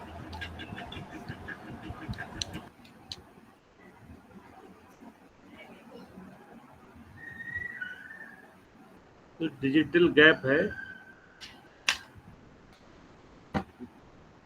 जागरूकता, बिना जागरूक जी डिजिटल अवेयरनेस एक काफी इस पर, हाँ बोलिए, डिजिटल अवेयरनेस पर काफी कार्य चल रहा है। हाँ बोलिए मालिक जी। अभी पकड़ लीजिए, मैंने जो प्रश्न रखा है सर, हाँ अभी मतलब इस कारण, मतलब जो मेरे बच्चे है अभी, जो उसके जो दादाजी है या नाना जी है, मतलब अभी उन लोगों के बीच में मतलब थोड़ा सा कम्युनिकेशन गैप आ रहा है। ये लोग समझ रहे हैं कि हम टेक्नोलॉजी के लिए बहुत एडवांस हो गए हैं, और अपने जो बड़े लोग हैं, अपने जो मतलब बुजुर्ग है, उनको समझ रहे हैं ये लोग बहुत आउटडेटेड है, मोबाइल का यूज़ नहीं कर पा रहे हैं, टेक्नोलॉजी का यूज़ नहीं कर पा रहे हैं। तो इस प्रकार इनके बीच में एक बिहेवियरल डिफरेंस भी दिखा जा रहा है। जो वैल्यू एजुकेशन है वो भी मतलब थोड़ा सा हट रहा है सर इस बच्चों के। जो पहले हम लोग जैसे बुजुर्गों को बहुत मतलब श्रद्धा करते थे, अभी भी करते हैं, लेकिन अभी का जो जनरेशन है, ये जो मतलब थर्ड जनरेशन है, इनका जो फर्स्ट जनरेशन है, उनके बीच में इस प्रकार की कुछ मतलब परेशानियां देखने को मिल रहा है सर। तो इस बारे में कुछ सर बता सकेंगे, उसको कैसे कमाया जा सके, उसको कैसे उसका सॉल्यूशन निकाला जा सकता है? इसी सॉल्यूशन निकालने के लिए जो आप बात कर रहे हैं, आप जानते ही शुरू में बताया था कि 1986 से ही टेक्नोलॉजी का शिक्षा में उपयोग हुआ। तो पुराने लोग हैं वो टेक्नोलॉजी के बारे में कम जानते हैं, या जो जानते हैं पर उसमें निपुण नहीं है। हो सकता है हम निपुण नहीं, हमारे बच्चे ज़्यादा निपुण हैं। इन्हीं समस्याओं के हल करने के लिए ही राष्ट्रीय शिक्षा नीति मुख्य रूप से आई है। इन्होंने इसको फोकस किया। ये जो आप कह रहे हैं ना बात, बहुत समय से 1986 राष्ट्रीय शिक्षा नीति बनी थी, उसके बाद अब वर्तमान की यही आवश्यकता है कि जो टेक्नोलॉजी है उसमें अंतर आ गया है काफ़ी। टेक्नोलॉजी बहुत आगे चली गई है, और व्यवहार में जो आप बता रहे थे गैप, जनरेशन गैप, इस जनरेशन गैप को करने के लिए ही विभिन्न प्रकार की बीच में भी नीतियाँ चल रही थी कि प्रौढ़ शिक्षा की आदमी कभी भी पढ़ सकता है, कोई उसकी। उसके बाद अब राष्ट्रीय शिक्षा नीति आई है, जिसमें ये लक्ष्य भी रखा गया 2030 तक कि हम सभी को समावेशी समान गुणवत्ता युक्त शिक्षा सुनिश्चित करने के लिए जीवन पर्यंत शिक्षा के अवसर बढ़ावा देने के का एक लक्ष्य भी है, जो 2030 तक पाना है। तो ये सरकार कर रही है, चल रहा है काम। और सबसे महत्वपूर्ण काम है कि हम लोगों को जागरूक होना। आज हम देखते हैं कि अपने माता पिता कोई कॉल आए कि आप ये हो जाएगा तो आप ये OTP बता दीजिए, फ्रॉड हो जाते हैं। तो जागरूक हुए हैं पहले से, और जागरूक होने की जरूरत है। आपको अपने व्यवहार में, भाई पुराने लोग हैं, बच्चों को बताना होगा, सिखाना होगा। और ये बात सही है, गैप तो है, और गैप कम हम ही को करना है। सरकार हम लोगों को सुविधाएं उपलब्ध करा सकती है, पर जो भेदभाव है उसको खत्म हम ही को करना होगा, आगे बढ़ना होगा। और राष्ट्रीय शिक्षा नीति जो मुख्य रूप से भारतीय परंपरा, सांस्कृतिक मूल्यों पर निर्भर है। इसमें जो भी प्रावधान किए गए हैं, मुख्य रूप से प्रावधान संस्कृति, हमारे नैतिक मूल्यों को ध्यान में रखकर किए गए हैं। खुद राष्ट्रीय शिक्षा नीति कह रही है कि जिस 21वीं शताब्दी की पहली शिक्षा नीति है, जिसका लक्ष्य हमारे देश के विकास के लिए अनिवार्य आवश्यकता को पूरा करना है। ये नीति भारत की परंपरा और सांस्कृतिक मूल्यों को आधार को बरकरार रखने, 21वीं सदी की शिक्षा के लिए आकांक्षात्मक लक्ष्यों, जिसमें SDG 4 शामिल है, के संयोजन में, यानी सीखने के संयोजन, शिक्षा व्यवस्था, उसके नियमन और गवर्नेंस सहित सभी पक्षों के सुधार और पुनर्गठन का प्रस्ताव रखती है। यानी ये टेक्नोलॉजी के साथ साथ हमारी प्राचीन सनातन भारतीय ज्ञान और विचार की समृद्ध परंपरा रही है, उसके आलोक में नीति तैयार की गई, जिसमें ज्ञान, प्रज्ञा और सत्य की खोज को भारतीय विचार परंपरा और दर्शन में सदा सर्वोच्च मानवीय लक्ष्य माना जाता है। प्राचीन भारत में शिक्षा का लक्ष्य सांसारिक जीवन तथा स्कूल के बाद के जीवन की तैयारी के लिए होता था। तो अब जो शिक्षा, इसी जो आप बात कर रहे हैं, जो हम लोगों में दूरी बढ़ी है, कल्चर जो हमारी संस्कृति, जो नैतिक मूल्य जो गिरे हैं, तो उसी की आवश्यकताओं को ध्यान में रखकर हमारे सिलेबस में नीतिगत कई बदलाव हो रहे हैं। और जहां नैतिक मूल्यों की बात है, मूल्यों को भी रखा जा रहा है। कौशल संबंधी जैसे बात कर रहे थे कि डिग्रियों में अब कौशल कंपलसरी कर दिया है। 1 साल प्रथम साल सर्टिफिकेट कोर्स, सेकंड साल diploma course, third year degree, fourth year में सोच से संबंधित या पीजी करेंगे तो 1 साल कम हो जाएगा। और प्रत्येक उसमें अगर आप फर्स्ट 1 साल का यूजी कर रहे हैं सर्टिफिकेट कोर्स, तो उसमें 2 सेमेस्टर का, जिसमें पहले सेमेस्टर और सेकंड सेमेस्टर दोनों में कोई ना कोई कौशल संबंधित पेपर लेना अनिवार्य है। तो सैद्धांतिक शिक्षा के साथ साथ एक व्यावसायिक शिक्षा को भी जोड़ा जा रहा है। आज राष्ट्रीय शिक्षा नीति लगभग पूरे देश में लागू हो चुकी है। उत्तर प्रदेश में बहुत तेजी से उससे काम चल रहा है। और जहां हमारे देश की शिक्षा खाली सैद्धांतिक थी, व्यावसायिक नहीं थी, अब व्यावसायिक जब तक बच्चों को कौशल डेवलपमेंट नहीं होगा, जब तक वो हाथ के कार्यों में दक्ष नहीं होंगे, जब तक वो किसी ऐसी विधा में दक्ष नहीं होंगे या निपुण नहीं होंगे, तब तक कोई भी व्यवसाय करना या व्यावसायिक शिक्षा का औचित्य नहीं है। हम कोई चीज दे तो सकते हैं पर उसमें निपुण, तो इसलिए प्रत्येक सेमेस्टर में, इसमें प्रथम, सेकंड, थर्ड, फोर्थ सभी सेमेस्टर में उनकी एज के अनुरूप कौशल रखे गए हैं। बरेली में जैसे कई रॉयल यूनिवर्सिटी है, इसमें कई प्रकार के चल रहे हैं। तो जो आपकी समस्या है, उसको समस्या को हल करने के लिए राष्ट्रीय शिक्षा नीति कार्य कर रही है। सैद्धांतिक शिक्षा के साथ साथ कौशलपूर्ण शिक्षा भी हर यूनिवर्सिटी में अब चल रही है।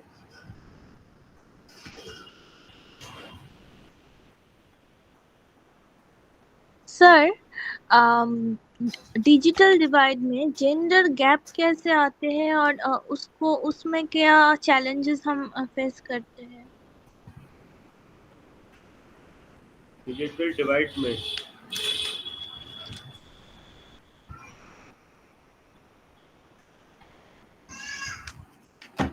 विकास जी बताएंगे कुछ? Yes sir. हाँ, पहले तो मैं इस क्वेश्चन पे, कृष्णा जी क्वेश्चन पे आता हूँ। उससे पहले मैं अभी जो टॉपिक चल रहा था उस पर भी कुछ बात जोड़ना चाह रहा था।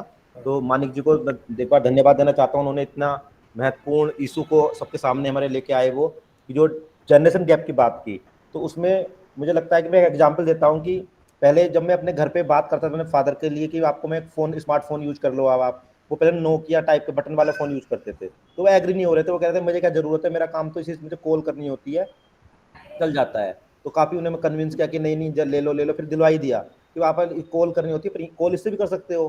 तो उन्हें पहले हमें डांटते रहते थे वो बड़े कि आप पूरे व्हाट्सअप वगैरह क्या है, पूरे दिन खराब करते रहते हो, इसमें करो। पर अब ये है कि अब उन्हें व्हाट्सअप हमने बताया कि देखो इससे व्हाट्सअप कर सकते हो, आपको किसी को फोटो भेजना है फोटो भेज सकते हो, आपको गाने सुनने हैं, आपको कुछ देखना है। तो थोड़ा सा टाइम लगा उन्हें बताने में, टाइम दिया हमने उन्हें, धीरे धीरे बताते गए कैसे करना है उन्हें। वो बार बार गलतियां करते गए, क्या है नहीं जा रहा, कॉल नहीं हो रही है। क्योंकि देखिए स्मार्टफोन में शुरुआत में जो लोग माइंड में बैठा लेते हैं ना, एक साइकोलॉजिकल गैप बना लेते हैं कि नहीं मैं सीख ही नहीं सकता, तो वो पहले कॉल अटेंड और कॉल ऑफ ही करते थे स्मार्टफोन का यूज भी। पर धीरे धीरे और आज ये हालत हो गई है कि अब वो अपना टाइम जो है वो व्हाट्सअप वगैरह शेयर करना, उनके अपने सोशल ग्रुप हैं उसमें कम्युनिकेशन करते हैं, वीडियो कॉल भी करते हैं, टाइम लगाए। तो जनरेशन गैप को यानी सोल्यूशन यही कि जो नई जनरेशन है उसको जिम्मेदारी लेनी होगी। तो इसके लिए आप देखते होंगे SEL, सोशल इमोशनल लर्निंग पर बहुत ज्यादा ध्यान दिया जा रहा है कि हम एम्पैथेटिक हों कि हम समझें कि वो कैसा फील कर रहे होंगे और उनके साथ टाइम बिताएं, उनकी हेल्प करें कि उनके पास जो टाइम है, जो उनके पास विजडम है, उसको वो कैसे और लोगों से शेयर कर सकते हैं और बाकी लोगों से कैसे कनेक्ट रह सकते हैं। क्योंकि उस उम्र में लोगों से कनेक्ट करना उनके लिए नीड है, अपने टाइम को बेस्ट यूटिलाइज करना। तो हम बता सकते हैं कि आपका जो सुनना चाह रहे हैं आप, जैसे कोई एक पर्टिकुलर उनकी इंटरेस्ट एरिया है, सॉन्ग ही है, तो कहाँ मिल सकते हैं, आप यहाँ पे क्लिक कीजिए। आपको मिलना है, मीटिंग करनी है, तो आप आपस में अपने दोस्तों के साथ गूगल मीट वगैरह कैसे कर सकते हैं, तो वहाँ पे उनको अगर मिलेंगे तो उन्हें वो टेक्नोलॉजी के साथ जो डर है ना वो कम होगा, वो इसे अप्रिशिएट करेंगे। एक तरह से वो टेक्नोलॉजी को नेगेटिव वे में ले जाते हैं कि इससे बच्चे बिगड़ रहे हैं, कुछ अच्छा नहीं हो रहा है, तो हमें दिखाना टेक्नोलॉजी अच्छा क्या कर सकती है, तो फील भी कराना होगा। तो ये स्कूल के सिलेबस में भी आना चाहिए मेरे ख्याल से, कि छोटे बच्चे पहले होता ना पेरेंटिंग सिखाई जाती थी, अब बच्चों को पेरेंट्स को कैसे टेक्नोलॉजी से जोड़ा जाए, ये एक जरूर नीड निकल कर आ रही है, क्योंकि बहुत ज्यादा चेंज आ जा रहा है। तो पेरेंट जो किड्स हैं वो अपने पेरेंट्स को कैसे टेक्नोलॉजी से जोड़े रखेंगे, ये उनके कोर्स का हिस्सा होना चाहिए। ये मेरा इंडिविजुअल थॉट है, आगे आप लोग भी इससे सहमति कर सकते हैं। अब मैं आता हूँ त्रिष्टा जी के सवाल पर। तो त्रिष्टा जी कहते हैं डिजिटल डिवाइड की हमने बात की, तो अभी तक हमने बात इस लेवल पे की कि एक बहुत ज्यादा स्किल्ड या टेक्नोलॉजी जो लोग कर पा रहे हैं वो छोटा ग्रुप है, जैसे बड़े शहरों के लोग या जो प्राइवेट स्कूल में पढ़ रहे हैं, जैसे लखनऊ में बात करूँ CMS, जयपुर या दिल्ली DPH बड़े स्कूल हैं, तो उनके बच्चों को बचपन से ही लैपटॉप स्मार्टफोन मिल जाते हैं उनके हाथ में। यानी अब उन्हें कोई सिखा नहीं रहा है कि लैपटॉप कैसे स्टार्ट करना है, सब वो जैसे लैंग्वेज सीखते हैं, जैसे वो और कोई इंग्लिश सीख जाते हैं, जैसे वो और चीज सीख जाते हैं, वैसे वो सीख जाते हैं, क्योंकि वो टेक्नोलॉजी उनके आसपास है। पर उसके अलावा हम देख रहे हैं दूसरी जो दुनिया है उसमें कुछ है ही नहीं। अभी अब वो पढ़ना शुरू कर रहे हैं, अब तो वो उनके लैंग्वेज पे काम हो रहा है कि बच्चे उन फाउंडेशनल निपुण भारत मिशन चलाया जा रहा है पूरे इंडिया में, कि हमारे देश के 4.5 करोड़ बच्चे अभी तो बुनियादी कौशल यानी किताब पढ़ना नहीं सीख पा रहे, ग्रेड 3 तक, ग्रेड 5 तक की क्लासों में। तो जो बच्चे पढ़ना ही नहीं सीख पा रहे उन्हें किताब, तो वो बच्चे क्या टेक्नोलॉजी है वो कैसे जब बड़े होंगे तो वो दूरी हो जाएंगे फ्यूचर में, ये अगर बुनियादी कौशल नहीं आते हैं तो इसलिए बड़े स्तर पर मिशन मोड में आप देखेंगे NEP के अंदर निपुण मिशन चलाया जा रहा है कि पहले बच्चों को फाउंडेशनल स्किल तो सिखा लो। इसमें आप देखेंगे जेंडर गैप, तो इसी तरह आधी आबादी को बोला जाता है महिलाएं आधी आबादी हैं, आदिवासी पुरुष हैं। तो हमारा जो स्ट्रक्चर रहा है वो पैट्रिचिकल स्ट्रक्चर हावी रहा है। जितने भी रिलीजन हम हिंदू मुस्लिम या जो भी हमारे फॉलो किए जाते हैं मेजरली इंडिया में, तो आप उनकी रूट्स देखोगे तो उसमें जो मेन अर्निंग मेंबर है, जैसे शादी है तो मैरिज इंस्टीट्यूट इसी पे डिपेंड है कि आपको अपने रिस्पेक्ट देनी है। किसको रिस्पेक्ट देनी है? पति को रिस्पेक्ट देनी, किसको देनी है? पत्नी को देनी है। उसके पैर छूने हैं, करवा चौथ का व्रत होता है, तो इस तरह के ट्रेडिशन है। तो वो अच्छे बुरे बात नहीं कर रहा, पर वो ट्रेडिशन मैं एग्जांपल इसलिए कोट कर रहा हूँ कि वो ट्रेडिशन मेल को एक्स्ट्रा बेनिफिट या एक्स्ट्रा उस डोमेन में लेके आते हैं कि मेल आपसे सुपीरियर है। वो आपको, और आपने देखा लंबे समय सोसाइटी में रहा भी ऐसा कि अर्निंग मेंबर कौन होता था? मेल होता था। यानी मेल को अगर कुछ हो जाता था तो सोसाइटी, उनकी फैमिली बहुत ज्यादा चेओस में चली जाती थी, उसके लिए सर्वाइवर करना मुश्किल हो जाता था। तो अब ऐसी कंडीशन में जब मेल ही सब कुछ आपको रूल कर रहा है, गाइड कर रहा है, आपका अर्निंग मेंबर है, तो टेक्नोलॉजी भी उसी के पास है, आप मार्केट में है। पर अब इसमें से चेंज आ रहा है, अब जैसे महिलाएं वुमेन्स हर जेट फाइटर प्लेन चला रही हैं, तो जैसे जेंडर गैप कम हो रहा है तो वो जेंडर गैप डिजिटल में भी है। तो त्रिष्टा जी कह रही है कि जो जेंडर गैप रियल में है मेल और फीमेल के हमारे अपॉर्चुनिटीज में है, आप एक रिफ्लेक्ट करें जितनी भी अच्छी पोस्ट हैं, जैसे संसद ले लीजिए, कितने परसेंट फीमेल हैं, कितने मेल हैं, not only India but all over international level के जितने भी इस तरह के हायर लेवल की पॉलिसी मेकर एजेंसीज हैं, वहां पे देखोगे अभी भी वुमेन्स की एंट्री हुई है, पर फिंगर पे गिन सकते हैं इतनी ही वुमेन्स हैं। अपने इंडिया के आप देख लो संसद में, और मेल ही ज्यादा हैं। तो ये जेंडर गैप यहाँ दिखाई दे रहा है, वो जेंडर गैप डिजिटल में भी है। घर में अगर हमें एक तो संसाधन नहीं है, कम है, अगर संसाधन आ भी गए तो फोन किसे मिलेगा? वो लड़के को मिलेगा, लड़की को मिलेगा, तो पापा के पास रहेगा उसका एक्सेस, मम्मी के पास रहेगा। एक घर में एक फोन है, सिंपल सोचिए, तो वो अधिकतर मेल के पास रहता है। फीमेल के पास जब स्मार्टफोन ही नहीं है, उसकी एक्सेस ही नहीं है, तो वो सारे ऐप, वो कैसे इग्नू क्लास करेगी, कैसे गूगल मीट करेगी? पहली बात तो लोगों के पास एक फैमिली में फोन इतने नहीं है कि अलग अलग फोन है, वो एक अलग तरह की दुनिया है। जैसे हम अगर आपस में बात करें तो हम देखते हैं कि हमारे घर में हर एक मेंबर में फोन हो जाता है, वाइफ को अलग फोन मिल रहा है, बच्चे को अलग फोन दे दिया हमने। पर जिनके लिए हम चिंता कर रहे हैं कि जो ये डिजिटल गैप है, डिजिटल इंडिया है, तो वहां देखेंगे वहां घर में अगर मुश्किल से एक फोन है, स्मार्टफोन, उस फोन पे भी एक्सेस जो है मेल का है। फीमेल का जब घर में वो जितना दिखा देंगे उन्हें उतना ही है, तो वो उसको एक्सपोजर नहीं है। और जेंडर गैप पर टेक्नोलॉजी उसमें भी हेल्प करेगी रियल में। अगर वुमेन्स को टेक्नोलॉजी का एक्सेस मिलेगा तो अभी उनकी नंबर ही बढ़ रहा है जो हर जगह में, तो वहां टेक्नोलॉजी अगर उन्हें दिया जाए अवसर टेक्नोलॉजी का तो हेल्प मिले। पर उसके साथ साथ हमें पॉवर्टी पर, जो सर जितेंद्र जी ने कहा था इंफ्रास्ट्रक्चर पर जो दो चीज कही थी उन्होंने कि सरकार ने नीति में रखा भी है, जो ये कंप्यूटर है, सॉफ्टवेयर है, इनकी सस्ता करना होगा, प्राइस एक्सेस बढ़ानी होगी। जो बड़ा वर्ग जिसके हम बार बार बात कर रहे हैं, वो वर्ग के लोग भी इसको यूज कर पाए। Thank you sir. इसमें बाकी मानिक जी और जितेंद्र जी जोड़ सकते हैं। शुक्रिया, बहुत अच्छे से समझाई मैंने। Thank you. आज देख रहे हैं हम लोग विकसित देशों की अपेक्षा विकासशील देशों में जेंडर अंतर बहुत है। आज टेक्नोलॉजी के स्तर पर हम देखते हैं भारत में ही रूढ़िवादिता और भेदभाव काफ़ी है, और महिलाएं भी अधिकतर जागरूक हैं वो आगे आए, जैसे आप जागरूक हैं, आगे आए, लोगों को समझाएं।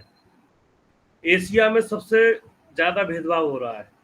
आज हम देख रहे हैं इंटरनेट तक पहुंच में लैंगिक डिजिटल विभाजन यानी जेंडर डिजिटल डिवाइडेड दुनिया के सबसे कम विकसित देशों में 32.9 के साथ सबसे बड़ा बना हुआ है, यानी 32.9 का गैप है, जिसमें अफ्रीका में सबसे बड़ा अंतर है।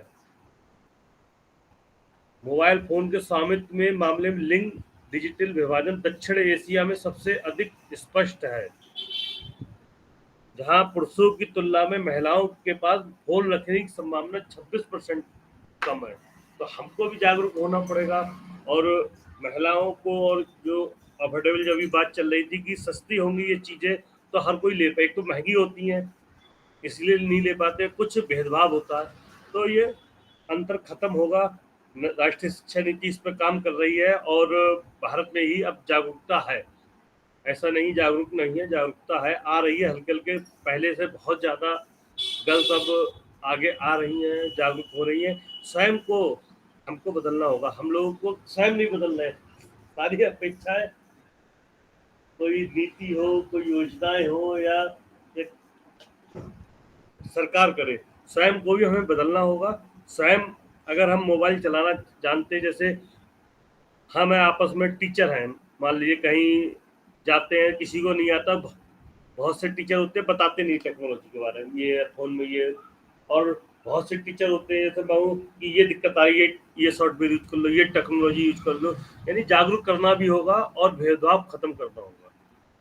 तो और कोई मानिक जी कुछ बताएंगे?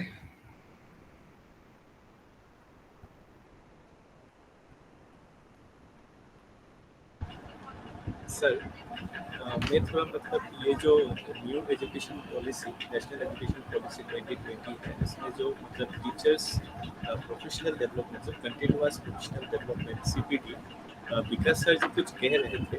मैं विकास सर से मतलब रिक्वेस्ट करना चाहूँगा कि CPD में ये मतलब दिया गया है 50 hours of continuous professional development of every teacher, whether it is online or offline. Sir मुझे और थोड़ा इन्फॉर्मेशन थोड़ा दे पाएंगे किस तरीके से मतलब एक टीचर मतलब एक साल में मतलब 50 आवर्स में मतलब किस तरीके से मतलब अपना जो प्रोफेशनल डेवलपमेंट में कर सकेंगे? CPD के बारे में थोड़ा सा जानना चाहते हैं। जी सर। सर जितेंद्र जी, मैं आगे बढ़ूं सर? बिल्कुल बढ़िया, ठीक है, धन्यवाद सर। तो इसमें आप देखेंगे कि ये आजकल जो फोकस है, जो NEP में इस तरह की टर्मिनोलॉजी यूज भी हुई है कि आपने किसी प्रोफेशन में आ गए, हम कोई भी, तो प्रोफेशन में आने के बाद चीजें इतनी जल्दी बदल रही हैं। जैसे कोविड के टाइम पे कोविड ने हमें फील भी करा दिया, तो कोविड का हर चीज की बुराई नुकसान होते हैं, कोविड का ये पॉजिटिव है। कोविड ने हमें अलर्ट कर दिया कि हर एक को लर्न, अनलर्न और रीलर्न की जरूरत है। बहुत सारे लोगों की नौकरियां गई तो उन्हें सीखने की जरूरत है। तो यहाँ पे क्या एक मैं ये बात कर रहा हूँ कि कंटिन्यूअस लर्निंग की जरूरत है। ये नीड समझते नहीं थे पहले कि एक बार हम जैसे जनरली B.Ed करते हैं, पढ़ाई करते हैं, टीचर बन गया मैं, अब मैं पढ़ाना शुरू कर देता हूँ सिर्फ, और पढ़ाई जा रहा हूँ पर खुद नहीं सीख रहा हूँ। तो आप अपने साथ भी अनजस्ट कर रहे हो, अपने बच्चों के साथ भी अनजस्ट कर रहे हो, और आप अब पढ़ाई नहीं पाओगे। पहली बात तो जैसे तैसे जिन्होंने पढ़ा लिया हमसे पहली जनरेशन ने, उन्होंने अपनी नौकरी पूरी कर ली, पर ये आप लोग सभी लोग हम फील करते होंगे आज अगर हम नहीं सीख रहे नई चीजें, तो हम अपनी जो हमें डेली के काम दिए जा रहे हैं ना, वो भी नहीं कर पाएंगे। उनके लिए भी हम जैसे पहले शायद गूगल मीट वगैरह हम यूज नहीं करते थे, पर आज हम गूगल मीट वगैरह यूज कर रहे हैं, मीटिंग कर रहे हैं, लेसन प्लान बना रहे हैं, जैसे कैनवा वगैरह सॉफ्टवेयर हैं उनका यूज कर रहे हैं। तो पहली बात तो कंटिन्यूस लर्निंग की नीड निकल के आई है। अब कंटिन्यूस लर्निंग से बहुत सारे फायदे हैं। तो एक तो जैसे मैंने इशारा कर दिया, टाइम नहीं लेंगे, मैं थोड़ा ब्रीफ में रख रहा हूँ इस बात को। तो एक इसको बोल रहे हैं अब कंटिन्यूस लर्निंग हो कैसे, तो एक तो आपको कोई सिखा दे, और एक दूसरा सभी लोग कुछ ना कुछ जानते हैं आप, क्योंकि मेरी जो टीचर की समस्या है वो दूसरे लोग मुझे इतनी हेल्प नहीं करेंगे, टीचर ज़्यादा हेल्प करेंगे। तो कम्युनिटी ऑफ प्रैक्टिस की डिमांड की गई है। कम्युनिटी ऑफ प्रैक्टिस मतलब टीचर लोग आपस में जुड़ेंगे और अपनी प्रॉब्लम से बात करेंगे। तो अभी क्या है, सभी टीचर हैं, तो हो सकता है कि मैं जब पढ़ा रहा हूँ मुझे वो प्रॉब्लम फेस हो रही है, पर जितेंद्र जी की भी ये प्रॉब्लम थी, पर उन्होंने उसको अलग तरह से डील किया, पर उन्होंने जब मुझे शेयर किया तो मुझे आइडिया लग गया। कृष्णा ने वहाँ पर अलग तरह से चैलेंज को एड्रेस किया। तो जो आपस में हम अपने शेयर करते हैं तो हम एक दूसरे की टेक्निकल भाषा को जानते हैं कि बच्चों में ड्रॉप आउट हो रहा है, मल्टी लेवल टीचिंग करनी है, मल्टी ग्रेड टीचिंग करनी है, डोमेन ये जेंडर गैप है। पर अगर हम औरों से बात करते हैं तो वो लोग इतना जानते नहीं है। तो एक सेम प्रोफेशनल लोगों को आपस में अपने इशू शेयर करने हैं और अपनी सक्सेस इसलिए नहीं करने कि हम इसलिए बैठ गए कि मुझसे हो नहीं रहा है, शायद सक्सेस स्टोरी भी शेयर करनी है। एक तो ये पर्पज है। दूसरा, गवर्नमेंट द्वारा जो एनईपी में एफर्ट लगाए जा रहे हैं, निष्ठा का नाम सुना होगा आपने। निष्ठा का सेंट्रल लेवल पर एक ट्रेनिंग प्रोग्राम बनाया गया है हेड टीचर्स और टीचर्स के लिए, national initiative for holistic head teacher के लिए। इसको फॉर्म देख लेंगे। तो निष्ठा पे एनसीईआरटी ने एनईपी पर, एफएलएन पर और जितने भी जुड़े प्ले बेस्ड एजुकेशन पर अपने कोर्स बना दिए हैं, और ये ऑफलाइन भी ट्रेनिंग की गई है। तो निष्ठा की ट्रेनिंग अनिवार्य है, सभी टीचरों को करनी है। एक तो ये, दूसरी जो कैलेंडर होता है एक साल का, तो एक साल के बाद जैसे सर ने बताया भी था, स्टेट पर SCERT होती है, state council of education and research. इसकी जिम्मेदारी होती है CPD को रेगुलेट करने की, ट्रेनिंग की नीड को पहचान कर ट्रेनिंग को प्लान बनाने की और कम्युनिकेट करने की। तो SCERT को अब साल के अंदर मिनिमम जो दिन दिए गए हैं फेस टू फेस ट्रेनिंग करनी ही करनी है, ये बाध्यता हो गई है। नहीं तो उनसे पूछा जाएगा आपने क्यों नहीं की है। एक ट्रेनिंग मिनिमम 4 दिन की ट्रेनिंग, जो 5 दिन की ट्रेनिंग है आपको 4 से 5 दिन की फेस टू फेस। उसके साथ साथ कहा गया है कि आपको डिजिटल ट्रेनिंग करनी है, वेबिनार करने हैं, सेमिनार करने हैं, तो पूरा कैलेंडर दे दिया गया है। उस कैलेंडर के हिसाब से जो मिनिमम डे फिक्स किए गए हैं कि इतने दिन लोगों को, आप कोई भी टीचर होगा तो उसको आपको ये ट्रेनिंग अटेंड करनी है। उसके आधार पे आपको जो आगे आपको जिम्मेदारी दी जाएंगी, जैसे एक यूपी में कैडर है ARP, एकेडमिक रिसोर्स पर्सन, एक cadre SRG, state resource person. इन लोगों की जिम्मेदारी होती है, टीचरों को सपोर्ट ग्रुप है ये कैसे चुने जाते हैं, जो लोग ऑलरेडी, जैसे कल सर ने बताया अर्पित है, स्वयं है या टिस है, ये लोग ऑनलाइन कोर्सेज कर रहे हैं, यानी खुद से TPD करते हैं, उन लोगों को मौका दिया जाता है। और स्टेट खुद से दीक्षा, तो दीक्षा अपने आप में बहुत ज्यादा रिवोल्यूशन है, क्योंकि बाकी जो हैं वो शायद कमर्शियल हैं, उन्हें अपना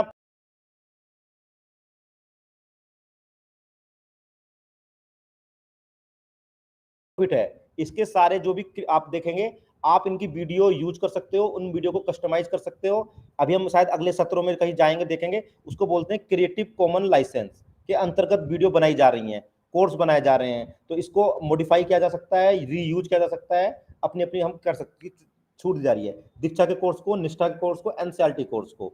तो CPD में अभी तक मैंने 2-3 बातें कही। एक तो कंटिन्यूस लर्निंग की नीड निकल के आई है, दूसरी बात मैंने बताई कि आपस में सीखना, इसको प्रमोट किया जा रहा है। तो इसके लिए आप देख रहे होंगे, हम बोलते हैं यूपी में संकुल स्तर की बैठक, यानी संकुल स्तर मतलब ब्लॉक लेवल पे एक बैठक हो महीने में एक बार, उसका एजेंडा स्टेट द्वारा दिया जाता है, उसकी रूपरेखा कि पहले इन टॉपिक की बात करो, इस टॉपिक की बात करो, पर वो टीचर आपस में कर रहे होंगे, हेड टीचर्स और ARP SRG मिलकर। तो ये रेगुलर मंथली बेसिस पे होती है।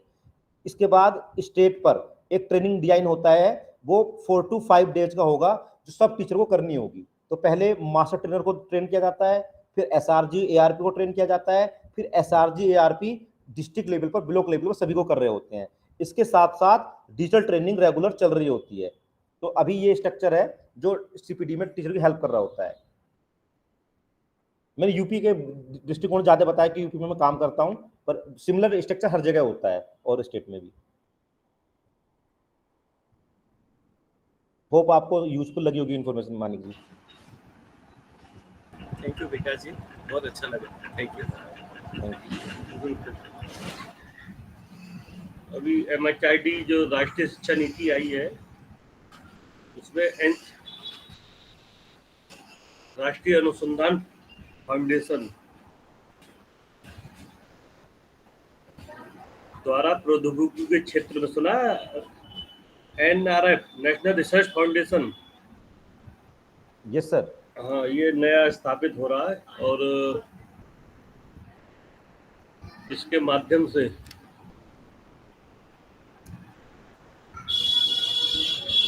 प्रौद्योगिकी के क्षेत्र में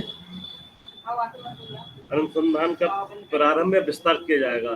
कृत्रिम बुद्धि यानी AI के संदर्भ में NRF आयामी दृष्टिकोण अपनाएगा, जिसमें कोर आर्टिफिशियल इंटेलिजेंट अनुसंधान को आगे बढ़ाना, एप्लीकेशन आधारित अनुसंधान का विकास और प्रयोग, तीसरा स्वास्थ्य, कृषि और जलवायु संकट जैसे वैश्विक संकटों की चुनौती को सामना करने के लिए बौद्धिक बुद्धिमत्ता का प्रयोग करते हुए अंतर्राष्ट्रीय अनुसंधानों के प्रयासों का प्रारंभ करना। तो भारत सरकार भी लगी हुई है, नए प्रकार के संस्थान खोले जा रहे हैं। अभी ICSR द्वारा एक क्या कहते हैं प्रोजेक्ट भी मांगे गए हैं, जिसकी 11 जुलाई है, उसमें भी इस पर फोकस किया जा रहा है। तो सरकार लगातार लगी हुई, कैसे आर्टिफिशियल इंटेलिजेंट हो, चाहे एप्लीकेशन कैसी हो, उसका विकास, इस पर NRF इस पर शोध होगी। ये शोध के लिए किस प्रकार इसको विस्तार दिया जाए, किस प्रकार सबकी पहुंच तक पहुंचाया जाए, किस प्रकार लोगों को इसमें दक्ष बनाया जाए, किस प्रकार स्किल डेवलपमेंट होने के साथ साथ इस पर जागरूक हो। तो ये सरकार के आने राष्ट्रीय शिक्षा नीति में ये सब प्रावधान है। आगे चल के ये सब लागू होगा। अब कोई शिक्षा नीति 1986 के बाद 2020 में आई है, तो हल्के हल्के ये जो समस्याएं हैं वो होंगी, पर इसमें जागरूक होने की हमें जरूरत है। राष्ट्रीय शिक्षा नीति बहुत लोगों ने नहीं पढ़ी होगी। राष्ट्रीय शिक्षा नीति के बिंदु कहें समाज में जाए, सरकार भी जा रही है और इसके बारे में बता रही है। हम लोग भी उसे देखें और लोगों में जागरूकता करें, और इस पर जैसे आप लोग कोर्स कर रहे हैं, तो इस पे आगे चल के ये आपको फायदा देगा। इसमें एप्लीकेशन कैसे बनेंगी, कैसे आगे होगा, आर्टिफिशियल इंटेलिजेंट क्या है, ये सब आप कृत्रिम बुद्धि ये जानना है। टेक्नोलॉजी का शिक्षा में क्या उपयोगिता है, ये सब आप इस कोर्स के माध्यम से जान जाएंगे। हल्के हल्के ये पूरे देश में चीज़ें आएंगी, और ये छोटे छोटे मूव के द्वारा, स्वयं पोर्टल के द्वारा, और विभिन्न सरकार के जो संस्थाएं हैं, स्वयं टू दीक्षा, इनके माध्यम से लोगों को जागरूक करने और लोगों को दक्ष बनाने का, टेक्नोलॉजी के माध्यम से किस प्रकार हम बच्चों को पढ़ाएं, कैसे अधिगम आधारित शिक्षा हो, कैसे शिक्षा द्वारा डेवलपमेंट हो, कौशल डेवलप हो, ये सब चल रहा है। पर इसकी गति धीमी है, हमें जागरूक होना पड़ेगा, तभी चाहे भेदभाव हो वो खत्म होगा, चाहे जेंडर गैप हो वो खत्म होगा, चाहे पीढ़ी का गैप हो वो खत्म होगा। और इसकी जिम्मेदारी हमें स्वयं को लेनी होगी, और स्वयं की जिम्मेदारी ही हमें अपने घर से ही स्टार्ट करनी होगी, और हल्के हल्के चीज़ें बदलेंगी और ये समस्याएं दूर होंगी। किसी और को कुछ कहना हो तो कह सकते हैं। सर मैं एक पॉइंट शायद थोड़ा सा आज रह रहा है, उसको सामने लाना चाह रहा था। हाँ बिल्कुल। गैर सरकारी संस्थान जिसको NGO बोलते हैं, तो कोई भी गवर्नमेंट आजकल बहुत प्रयास कर रही है, पर इंडिया जैसे डाइवर्स कंट्री में, जहां इतनी चैलेंजिंग है कि हम अभी डेवलपिंग कंट्री हैं 70 ईयर्स के बाद भी, तो गवर्नमेंट के पास रिसोर्स भी लिमिटेड है, पॉपुलेशन बढ़ती जा रही है, जैसे बात कोर्ट भी कर रहे थे कि चीन से भी आगे निकलते जा रहे हैं हम, पर हमारे रिसोर्स हमारे पास लिमिटेड है। तो वहाँ पे जो प्राइवेट ऑर्गेनाइजेशन है उनकी भूमिका भी बहुत इंपॉर्टेंट हो गई है, कि जो ऑलरेडी एम्पावर्ड हैं, जिन्होंने बहुत सारे पैसा उनके पास है, तो कैसे सोसाइटी को वापस करे पैसा। तो उसमें आप देखेंगे एजुकेशन के क्षेत्र में अजीम प्रेमजी फाउंडेशन है एक, है ना, लैंग्वेज लर्निंग फाउंडेशन है, Vikramshila, centre square foundation, room to read, Pratham. तो ये एलीट ऑर्गेनाइजेशन के नाम मैंने एक एग्जाम्पल दिए। इन लोगों ने काफी इन्वेस्ट किया है CPD पे, कंटिन्यूअस प्रोफेशनल डेवलपमेंट में। इन संस्थाओं का बिलीव है कि सरकारी स्कूलों में, पब्लिक एजुकेशन में टीचर को एम्पावर किया जाएगा तो सारे चेंज आ रहे होंगे। तो ये लोग अपनी पोटेंशियल, अपने एम्प्लॉय, अपना पैसा अपने लगाकर गवर्नमेंट की हेल्प कर रहे होते हैं। गवर्नमेंट के जैसे कंडीशन आई कि एक डिविजन डिवाइड वाले लोगों को कैसे मिलेंगे रिसोर्स, तो गवर्नमेंट के पास लिमिटेड रिसोर्स है, कुछ मिलकर टैबलेट देना, मिलकर कंप्यूटर देना, मिलकर स्कूल में लैब बनाना, मिलकर टीचर की ट्रेनिंग करना। तो हम देख रहे हैं टीचर ट्रेनिंग में इन्वेस्ट बहुत ज्यादा है, टीचर्स को टीएलएम करना, प्रोवाइड कराना, तो गवर्नमेंट उतना नहीं कर पा रही है। उसके पास अपने रिसोर्स, तो उन रिसोर्स की कमी को कौन पूरा कर रहा है? इस तरह की संस्थाएं पूरा कर रही हैं। वो रिसर्च कर रहे हैं, जिस रिसर्च की रिक्वायर्ड है, साइंटिफिक एविडेंस बेस्ड जो मेथोडोलॉजी है, पेडागोजी है, वो शेयर की जा रही है। तो जब हम गवर्नमेंट के जो प्रोग्राम है उसको तो आज हम बात की, तो इसे लास्ट मैंने उठाया कि जो प्राइवेट ऑर्गेनाइजेशन है, जो non government organisation, non profit organisation है, उनका भी काफी योगदान देश में इसमें चल रहा है कि जो इस तरह के इश्यूज हैं उनको मिटिगेट किया जा सके। और ये भी सच है कि प्रॉब्लम्स देश की इतनी ज्यादा हैं कि सारे प्रोग्राम अभी ये सारी संस्थाएं मिलके भी बहुत कम है, और ज्यादा लोगों को और ज्यादा संस्थाओं को आने की जरूरत है, तब जाके हम शायद कुछ मीनिंगफुल या टेंजिबल इंडिया जैसे कंट्री में कर पाएंगे। नहीं तो अभी बहुत लंबी जर्नी हमें तय करनी पड़ेगी, प्रॉब्लम बहुत बड़ी है मतलब। पर हमें ये भी ध्यान रखें कि प्राइवेट ऑर्गेनाइजेशन भी अपना कंट्रीब्यूट कर रहे हैं। मैं ये इस पॉइंट को लाना चाह रहा था सभी के सामने। Thank you sir. बिल्कुल, एनजीओ की भूमिका स्पष्ट है। एनजीओ कोविड काल में एनजीओ ने बहुत अच्छा काम किया था, और बिल्कुल, और सरकार भी ऑनलाइन शिक्षा के लिए पायलट अध्ययन शुरू कर रही है। जैसे अभी मैंने बताया, आईसीसीआर से जो भारतीय सामाजिक विज्ञान अनुसंधान परिषद है, नई दिल्ली में इसका हेड ऑफिस है। तो ऐसे इस प्रकार शोध के माध्यम से, प्रोजेक्ट के माध्यम से पायलट योजना आ रही है। और जो कमियां हैं, चाहे जेंडर गैप की, चाहे डिजिटल इंफ्रास्ट्रक्चर की दिक्कत हो, चाहे ऑनलाइन शिक्षण मंच उपकरण की, शिक्षण सामग्री, डिजिटल रिपोजिटरी और प्रसार, वर्चुअल लैब, शिक्षकों के लिए प्रशिक्षण प्रोत्साहन, ऑनलाइन मूल्यांकन और परीक्षाएं, सीखने के मिश्रित मॉडल, मानकों को पूरा करना, इन सबसे संबंधित पायलट योजनाएं चल रही हैं, आ रही हैं विभिन्न संस्थाओं के माध्यम से, और सरकार इस पर गंभीर है। अभी नई शिक्षा नीति अभी लागू हुई है, एक 2020 में बनी थी, कोविड आ गया 2022 में ही। अब हल्के हल्के इसका प्रसार होगा, और आगे चलकर शैक्षिक तकनीकी में, एजुकेशनल टेक्नोलॉजी में एक क्रांतिकारी परिवर्तन होने वाले हैं। एआई जो अब तक उपयोग नहीं हो पा रही थी, नहीं हो रही थी, अब पूर्ण रूप से एआई पे आ जाएगा। हम लोगों को इसलिए इस पर दक्ष भी होना पड़ेगा। और अच्छा है आप लोग एडवांस है, आपने ये कोर्स कर रहे हैं, तो इस कोर्स की उपयोगिता भी है, आगे चल के ये आपको लाभ देगा।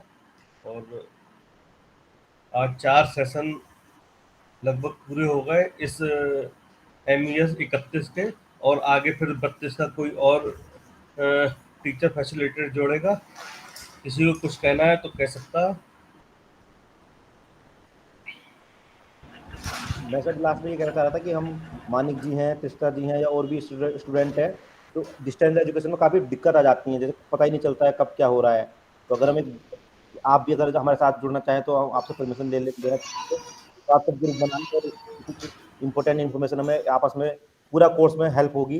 क्योंकि अभी एग्जाम हमें असाइनमेंट करने हैं, फिर हमें उसका क्या कहते हैं, वो एक प्रोजेक्ट कार्य करेंगे। फिर अभी जैसे हम जनवरी सेशन में हैं, तो दिसंबर में एग्जाम भी दे रहे होंगे, तो प्लान है कि दिसंबर में पूरा ही करने, इस बार ही कुछ पेंडिंग ना रहे। टारगेट लेके चल रहे हैं, हो जाए तो अच्छी बात है। तो मिलके हम शायद कर सकते हैं, क्योंकि हम वर्किंग भी हैं तो मुश्किल होता है इस अपने काम के साथ मैनेज करना। तो अगर आप हम सब जुड़े रहेंगे तो मुझे लगता है कि हम कर पाएंगे। आप लोग बताइए अगर आपको अच्छा लग रहा है आइडिया। बिल्कुल, वैसे ग्रुप तो आपका बना हुआ होगा, आप लोगों वाले का का बना हुआ है यहाँ पर लखनऊ का, पर उसमें अभी जैसे आपका सेशन चल रहा है तो इन्फॉर्मेशन नहीं थी। फिर मुझे एक मेल आया था ये इस डिटेल के बारे में, तो बाई चांस मैं मेल देख रहा था तो पता चला कि दो सेशन मेरे मिस ही हो गए वो। तो मतलब अगर सेशन है, कोई लिंक डाल दे ग्रुप में तो नोटिफिकेशन याद आ जाता है एक दूसरे का। जैसे मान लो कोई डाउट आया है कि क्या करना है, तो एक दूसरे से हम पूछ सकते हैं। तो वो इतना एक्टिव नहीं है मतलब वहाँ पे अभी, बिल्कुल। क्योंकि उनकी लिमिटेशन है। क्योंकि अभी फेस टू फेस काउंसलिंग शुरू नहीं हुई हमारे यहाँ पे, तो शायद आपकी त्रिष्टा या मानी कि आपकी शुरू हो गई है फेस टू फेस काउंसलिंग जो संडे सैटरडे को होती हैं। नहीं हो रहा है सर यहाँ पर अभी तक। तो अभी सर, अभी जैसे आपको पता है ना कि अभी ऑनलाइन ही सेशन चल रहे हैं, जो आपने हमारा काउंसलिंग की, तो अभी हम पहली बार इस तरह के कोर्स से गुजारा गया है। मतलब जैसे कुछ कुछ टर्मोलॉजी में सीख लिया आपने, हमें बड़े अच्छे से मॉड्यूल पढ़ने पे, जैसे आज पॉलिसी का, तो पॉलिसी की बुक देख ली मैंने ऑनलाइन क्या थी। अगर ये सेशन नहीं होता शायद देखता भी नहीं मैं, पर जैसे आज सेशन होना था तो एक बार डाउनलोड करके देखने की कोशिश की मैंने। तो ये सब अगर ऐसा होता है तो हम कोशिश करते हैं, ये ह्यूमन नेचर है, कोई कुछ एक्स्ट्रा जरूरत होती है इसकी। शायद आप लोग मेरी बात से सहमत होंगे, तो मैं धन्यवाद। सहमत हूँ आपसे। मैं एक बात कहना चाहता हूँ यहाँ पर सर।